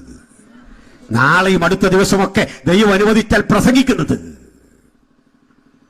ഇവിടെ സാത്താന്യ ശക്തികൾ പലതരം ആലോചനകളിലൂടെയാണ്. നമുക്കിന്നറിയാം, നമ്മുടെ ചുറ്റുപാടുകളിലേക്ക് കണ്ണോടിച്ചാൽ അനവധി കുടുംബങ്ങളിൽ ആ സാത്താന്യ ശക്തിയുടെ ആധിപത്യം നമുക്ക് കാണാം. അടുത്ത കാലത്ത് കണ്ടു, ഒരു പയ്യൻ സ്വന്തം അപ്പനെ കൊന്നു കൊലവിളിച്ചു. എങ്ങനെയാണെന്നറിയണ്ടേ? ഹയർ സ്റ്റഡിക്കും വേണ്ടി മറ്റു പല സ്ഥലങ്ങളിൽ പോയി ഗവേഷണ പഠനത്തിനൊക്കെ നടത്തുന്ന കുട്ടികൾ അവിടെ ചൊല്ലുമ്പോൾ ഈ സിലബസ് ഒക്കെ വലിയ കട്ടിയാ. വിശേഷിച്ച് MBBS പഠിക്കുന്നൊക്കെ നല്ല കട്ടിയാ. ഫിസിക്സ് പഠിക്കണം, കെമിസ്ട്രി പഠിക്കണം, മാത്സ് പഠിക്കണം, അനാട്ടമി പഠിക്കണം, പല കാര്യങ്ങളുണ്ട്. നല്ല ഓർമ്മശക്തിയും വിവേകവും വേണം, സമർപ്പണം വേണം. ഇത് എളുപ്പത്തിൽ കിട്ടാനുള്ള ചില ടെക്നിക്കുകൾ ഇത്തരം കലാലയ പരിസരങ്ങളിൽ പല രൂപത്തിൽ വരും. എന്താണെന്നറിയണ്ടേ? നിങ്ങളുടെ ചിന്താപദ്ധതിയെ 1000 മടങ്ങ് ഉദ്ദീപിപ്പിച്ച് ഓർമ്മകളിലേക്ക് പെട്ടെന്ന് മൺമറഞ്ഞു പോയ പല കാര്യങ്ങളും കൊണ്ടുതരുന്ന ചിലതരം മയക്കുമരുന്ന് ഉൽപ്പന്നങ്ങളുണ്ട്. അതിപ്പോൾ കേരളത്തിലും സജീവമായി കഴിഞ്ഞു. ഇത് കുട്ടി കഴിക്കും, സൗജന്യ, പൈസ ഒന്നും വേണ്ട. 2-3 ആവർത്തി കഴിച്ചാൽ അവൻ ചോദിക്കുന്ന പൈസ കൊടുത്ത് പിന്നെ ഇത് വാങ്ങുന്നവൻ അറിയാം. അതൊരു കൂട്ടർ ചെയ്യുമ്പോൾ വേറൊരു കൂട്ടർ ചിലതരം മാന്ത്രിക ശക്തികളെ കൊണ്ട് ആഭിചാരക്രിയകൾ ചെയ്യിക്കുന്ന ആളുകളെ ചെന്ന് കാണും, കാണിക്ക വെക്കും. കർമ്മതന്ത്രങ്ങളിലൂടെ, മന്ത്രവാദങ്ങളിലൂടെ മനസ്സു മാറ്റി പരീക്ഷയ്ക്ക് വരുന്ന ക്വസ്റ്റ്യനും ആ ചോദിക്കാനിടയുള്ള സാധ്യതകളുള്ള കാര്യങ്ങളുമൊക്കെ മുൻകൂട്ടി അറിഞ്ഞ് പരീക്ഷ എഴുതി കൂട്ടി വിസ്മയം സൃഷ്ടിക്കും. ബുദ്ധി വികാസം പ്രാപിച്ചു, വളർന്നു. എങ്ങനെയാ ബുദ്ധി വളർന്നതെന്നറിയണ്ടേ? സ്വന്തം ബുദ്ധിയല്ല, അദൃശ്യമണ്ഡലത്തിലെ ഇത്തരം ശക്തികൾ മനസ്സിൽ കടന്ന് ഓപ്പറേഷൻ നടത്തി നിന്റെ കൺട്രോൾ മുഴുവൻ ഏറ്റെടുത്തു. എന്തുകൊണ്ടാ സീനിയർ കുട്ടികൾ ചെറിയ കുട്ടികളെ റാഗ് ചെയ്യുന്നുണ്ടോ? മയക്കുമരുന്ന് മാത്രമല്ല കാരണം. സാത്താന്യ ഉപാസന ഇന്ന് പലയിടങ്ങളിലും യാഥാർത്ഥ്യമായിരിക്കുക. എറണാകുളം പോലുള്ള വലിയ സിറ്റികളിൽ സാത്താന്യ ആരാധന ശക്തിപ്പെടുക. നമ്മൾ ഞെട്ടിപ്പിക്കുന്ന ഒത്തിരി കണക്കുകൾ പുറത്തു കൊണ്ടുവന്നു. എന്തൊക്കെയാ കേൾക്കുന്നത്? സിനിമാ ലോകത്തെ മുഴുവൻ അതീന്ദ്രിയ ശക്തികൾ, അവയുമായി ബന്ധപ്പെട്ട ആളുകൾ കൈയടക്കി വെക്കുകയാ. അതുകൊണ്ട് പുറത്തിറങ്ങുന്ന ചിത്രങ്ങൾ പലതും വലിയ ഭീതിപ്പെടുത്തുന്ന വിധത്തിലെ കഥകൾ, പ്രമേയങ്ങൾ മനുഷ്യന് കൊടുക്കുക. പൈശാചികമായ ലോകത്തിന്റെ നിഗൂഢതകളിലൂടെ സാത്താൻ ഈ കുട്ടികളെയും ചിത്രകാരന്മാരെയും സംവിധായകരെയും ആർട്ടിസ്റ്റുകളെ മുഴുവൻ കൊണ്ടുപോകുക. വലിയ വിജയമല്ലേ? വലിയ സാമ്പത്തിക വളർച്ചയല്ലേ? അങ്ങനെ സിനിമാ ലോകം ദാ മയക്കുമരുന്നിന്റെയും മന്ത്രവാദത്തിന്റെയും അടിമത്തത്തിൽ. ശാസ്ത്രലോകവും അങ്ങനൊക്കെ തന്നെ. നോക്കണേ, ശാസ്ത്രസത്യങ്ങളുടെ പിന്മുറക്കാരെന്നറിയപ്പെടുന്ന ആളുകൾ പോലും കടുത്ത അന്ധവിശ്വാസങ്ങളുടെ വഴിയിലൂടെ യാഗഹോമാദികളും സമയവും പ്രശ്നവും പ്രശ്നക്കാരനെയും ഒക്കെ കണ്ടെത്തിക്കൊണ്ട് ശാസ്ത്രസത്യങ്ങളെ തെളിയിക്കാൻ ശ്രമിക്കുന്ന ലോകം. നോക്കണേ, രാഷ്ട്രീയ ലോകവും വ്യത്യസ്തമല്ല. ഇലക്ഷൻ എടുക്കുമ്പോൾ രാഷ്ട്രീയക്കാരും മതം നോക്കാതെ എല്ലായിടത്തും വന്നിട്ട് ഇവിടെയും ദൈവം, അവിടെയും ദൈവം, അപ്പുറത്തും ദൈവം, കുമ്പനാടും ദൈവം, മറ്റൊരിടത്തും ദൈവം, ഇത് പറയുമ്പോൾ കൈയടിക്കാൻ നിങ്ങളെപ്പോലെ കുറേ മനുഷ്യരും. അങ്ങനൊന്നും ഈ കൈ വിട്ടുകൊടുക്കരുത്. എല്ലാവരും പ്രസംഗിക്കുമ്പോൾ അടിക്കാൻ സന്തോഷമില്ല. അതും ശരി, ഇത് ശരി, അപ്പുറത്തെ ശരി, അങ്ങനെ ഒത്തിരി ശരികളുടെ കോംപ്രമൈസിനുള്ളതല്ല ഈ പുസ്തകത്തിൻ്റെ വക്താക്കളുടെ ജീവിതം. ഒരു ശരിയേ ഉള്ളൂ എന്നാണ് നമ്മൾ വിശ്വസിക്കുന്നത്. ഒറ്റ ശരി. ശരി രണ്ടില്ല സുഹൃത്തെ, ഒറ്റ ശരി. ഞാൻ തന്നെ വഴിയും സത്യവും ജീവനുമാകുന്നു. ആ സത്യമാ പരമപ്രധാനം. മൂന്ന് ലോകവും ദുഷ്ടന്റെ അധീനതയിൽ കിടക്കുമ്പോൾ സാത്താന്യ ശക്തികളായി ഇന്ന് ഇത്തരം മണ്ഡലങ്ങളെ മുഴുവൻ ഭരിക്കുമ്പോൾ ഒരു കാര്യം ഓർത്തോ, ആദ്യഘട്ടത്തിലെ ഈ ബുദ്ധിവികാസമൊക്കെ കഴിയുമ്പോൾ നേരെ തിരിച്ചിറങ്ങും, ഒരു ഡിസെൻഡിങ് ഓർഡറിലേക്ക് പോകും. കുട്ടിക്ക് പഴയ ഓർമ്മയില്ല, പഴയ ബുദ്ധിശക്തിയില്ല. ഒരു മതിഭ്രമം ബാധിച്ചവനെ പോലെ സ്ഥലകാല സീമകളെ കുറിച്ച് ഓർമ്മയില്ലാതെ, അറിവില്ലാതെ, നല്ല നിലയിൽ പണ്ട് പഠിച്ച് +2 പാസ്സായ കുട്ടിയെ, എഞ്ചിനീയറിംഗിനും മെഡിസിനും ഒക്കെ വിട്ട കുട്ടിയാ ഇന്നിതേ നിലയൊക്കെ മാറി, രീതിയൊക്കെ മാറി, രൂപമൊക്കെ മാറി, കോടികൾ മുടക്കി പഠിക്കാൻ അയച്ചതാ. ചൈനയിലും റഷ്യയിലും ഒക്കെ അയച്ചതാ. ഇന്ത്യയിൽ തന്നെ പലയിടത്തും ക്യാപിറ്റേഷൻ ഫീസ് കൊടുത്ത് അയച്ചതാ. പക്ഷെ രക്ഷയില്ല.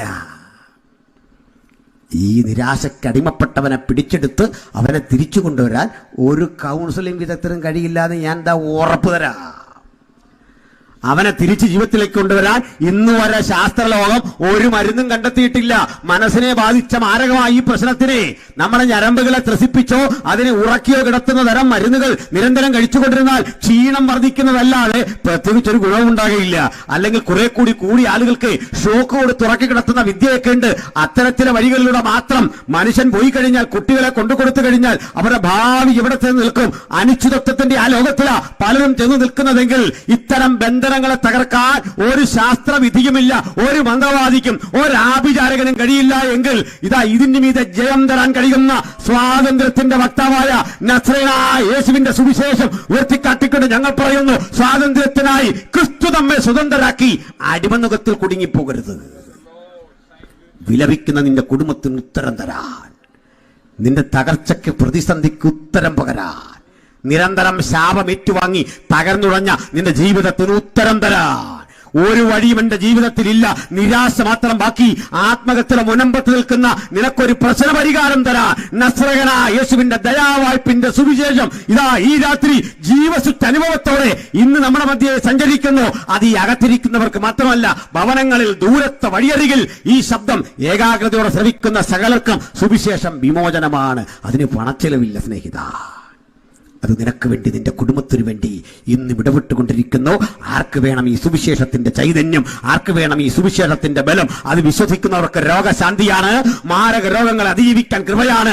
മാനസിക രോഗങ്ങളുടെ മീതെ, ഭ്രാന്തിന്റെ മീതെ മനുഷ്യൻ ചികിത്സിച്ചിട്ടും കൗൺസിലിംഗ് നടത്തിയിട്ടും മാറാത്ത മാരക പ്രതിസന്ധികൾക്ക് മീതെ, അല്ലെങ്കിൽ കാർമേഘം പോലെ കലുഷിതമായ ശാപങ്ങൾക്ക് മീതെ ശാശ്വത സമാധാനം നൽകുന്ന ഈ സുവിശേഷം ആർക്ക് വേണം? ഈ ക്രിസ്തു ചൈതന്യം, ഈ ക്രിസ്തുവിനെ ഹൃദയത്തിൽ സ്വീകരിപ്പാൻ, ഈ സ്വാതന്ത്ര്യം കരഗതമാക്കാൻ ഒരാളെങ്കിലും ഇന്ന് രാത്രി ആഗ്രഹിക്കുന്നെങ്കിൽ എനിക്കായി, എൻ്റെ കുടുംബത്തിനായി, എൻ്റെ കുഞ്ഞിനായി, എൻ്റെ പ്രിയപ്പെട്ടവനായി ഒന്ന് പ്രാർത്ഥിക്കണേ. അതിന് പണച്ചിലവില്ല സുഹൃത്തേ, എൻ്റെ കുഞ്ഞെ. അതിന് യാതൊരു വിധത്തിലുള്ള വഴിപാടുകളുടെ ആവശ്യമില്ല, അതിന് നേർച്ച കാഴ്ചകൾ ആവശ്യമില്ല. ഇതാ പ്രവർത്തിക്കുന്ന ഒരു യേശു, ഇതാ അതിന്റെ ജീവിതത്തെ കണ്ടറിഞ്ഞ് സുഖപ്പെടുത്തുന്ന ഒരു ദൈവചൈതന്യം അടിമുടി ചികിത്സിച്ച് നിന്നെ പൂർവാവസ്ഥയിൽ എത്തിക്കാൻ കഴിയുന്ന ആ മനോഹര സ്ഥലത്ത് നീ എത്തിയിരിക്കുന്ന ലോകത്തിലെ ഏറ്റവും വലിയ വിടുതലിന്റെ കേന്ദ്രം ഏതെങ്കിലും തീർത്ഥാടന കേന്ദ്രമല്ല, മനുഷ്യൻ പടുത്തുയർത്തിയ അമ്പര ചുംബികളല്ല, പണം കൊടുത്ത് മനുഷ്യൻ വാങ്ങുന്ന ഏതെങ്കിലും തരത്തിലെ ശില്പങ്ങളല്ല, മറിച്ച് ജീവിക്കുന്ന ക്രിസ്തുവിന്റെ ചൈതന്യം. അത് ഹൃദയത്തിൽ ഏറ്റുവാങ്ങ്. നീ സൗഖ്യപ്പെടുന്ന രാത്രി, അനുഗ്രഹിക്കപ്പെടുന്ന രാത്രി, ആർക്കും വഴിതടയാനാവാത്ത വിധത്തിൽ നിന്റെ ഉയർച്ചകൾ മുന്നോട്ട് കുതിക്കുന്ന രാത്രി, ആരും തടയാത്ത വിധത്തിൽ നിന്റെ അനുഗ്രഹങ്ങൾ മുന്നേറുന്ന രാത്രി, ആർക്കും വഴിതടയാനാവാത്ത വിധത്തിൽ നമ്മുടെ മുന്നേറ്റങ്ങളുടെ രാത്രി. അതിന് പ്രായം തടസ്സമല്ല, പണപരമായ പിന്നോക്കാവസ്ഥ തടസ്സമല്ല, ഏത് ജാതി, ഏത് വർഗം, ഏത് വർണ്ണം, അത് വ്യത്യാസമല്ല. ഇതാ പ്രവർത്തിക്കുന്ന യേശു. ആർക്ക് വേണം ഈ ക്രിസ്തു ചൈതന്യം? നാഥ, എന്നെ ഒന്ന് തൊടണമേ. ഞാൻ മാരക രോഗി സൗഖ്യമാക്കണമേ. എൻ്റെ കുടുംബത്തെ ഒന്ന് തൊടണമേ. എൻ്റെ കുഞ്ഞിനെ തൊടണമേ. സമാധാനം നഷ്ടപ്പെട്ട എൻ്റെ ജീവിതാവസ്ഥയ്ക്ക് മീതെ നീ ശാശ്വത തണലായിരിക്കണമേ. ഒപ്പം ഇവിടെ പ്രസംഗിക്കപ്പെട്ട യേശു ഉലകത്തിൻ്റെ രക്ഷകൻ. രക്ഷ യേശു ക്രിസ്തുവിൻ്റെ രക്തത്തിലൂടെ മാത്രം. അത് കരഗതമാക്കാൻ ആർക്കിന്ന് രാത്രി മനസ്സുണ്ട്? എനിക്ക് ആ രക്ഷകനെ വേണം. എനിക്ക് ആ രക്ഷകന്റെ അനുഗാമിയാകണം. എനിക്ക് ആ രക്ഷകന് വേണ്ടി നിൽക്കണം. അവിടുത്തെ പാവനമായ ക്രൂശ് വിശ്വാസത്താൽ എനിക്കെന്റെ ചുമലിലേൽക്കണം. യേശുവിന് വേണ്ടി മരിക്കേണ്ടി വന്നാലും ദൃഢചിത്തതയോടെ നിൽക്കണം. എനിക്ക് സ്നാനമേൽക്കണം. യേശുവിന്റെ മകളാകണം. യേശുവിന്റെ മകനാകണം. എനിക്ക് യേശുവിനെ പ്രസംഗിക്കണം. യേശുവിനെ പ്രസംഗിച്ചും പാടിയും എൻ്റെ കർത്താവിനായി ജീവിക്കണം. ഉലകത്തിൻ്റെ രക്ഷകനെ എനിക്ക് അനുധാവനം ചെയ്യണം. ആർക്കാഗ്രഹമുണ്ട്? ഈ പറയപ്പെട്ട ഏതെങ്കിലും വിഷയത്തിൽ നിങ്ങൾക്കൊരാത്മസമർപ്പണമുണ്ടെങ്കിൽ കണ്ണുകളടച്ചാട്ടെ. ഒരാത്മസമർപ്പണമുണ്ടെങ്കിൽ, ഒരു പ്രാർത്ഥന നിങ്ങൾക്കുണ്ടെങ്കിൽ കണ്ണുകളടയ്ക്കുന്ന കൂടെ എനിക്കായി ഒന്ന് പ്രാർത്ഥിക്കണമേ. ഞാനിതാ എന്നെ സമർപ്പിക്കുന്നു യേശുവിനെ അനുഗമിക്കാൻ, രക്ഷാനുഭവം പ്രാപിക്കാൻ. യേശുവാണെൻ്റെ രക്ഷകൻ. ഞാൻ ഉൾക്കൊള്ളുന്നു. എനിക്ക് സ്നാനമേൽക്കണം. ഞാൻ സ്നാനമേറ്റു. യേശുവിൻ്റെ പൈതല. എനിക്ക് യേശുവിനെ പ്രസംഗിക്കണം. ഞാൻ യേശുവിനെ പ്രസംഗിക്കുന്നുണ്ട്. പോരാ, അതിന് മൂർച്ച വേണം, തീവ്രത വേണം. കൂടുതൽ സമർപ്പണത്തോടെ എനിക്ക് യേശുവിനെ അനുഗമിക്കണം. ഞാൻ മാരക രോഗിയാ. എൻ്റെ കുഞ്ഞു രോഗിയ. എൻ്റെ പ്രിയപ്പെട്ടവൾ രോഗിയ. പ്രിയപ്പെട്ടവൻ രോഗിയ. എനിക്കായി ഒന്ന് പ്രാർത്ഥിക്കണം. ആർക്കാഗ്രഹമുണ്ട്? അങ്ങനെ ഹൃദയത്തിൻ്റെ ഉള്ളിൽ വ്യക്തമായ പ്രേരണ ഉള്ളവർ മാത്രം, അങ്ങനെ ആത്മാവ് ഹേമിക്കുന്നവർ മാത്രം കരമുയർത്തിയാൽ ഞങ്ങൾ നിങ്ങൾക്കായി പ്രാർത്ഥിക്കും.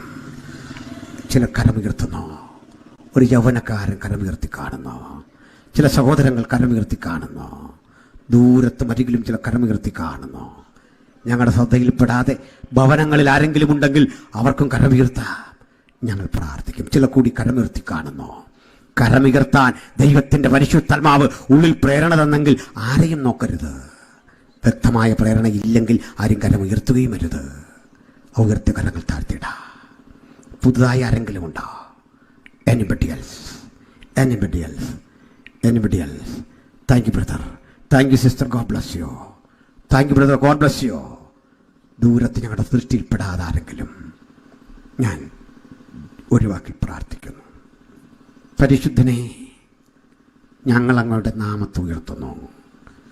ഞങ്ങൾ നിന്റെ ശബ്ദം കേട്ടല്ലോ.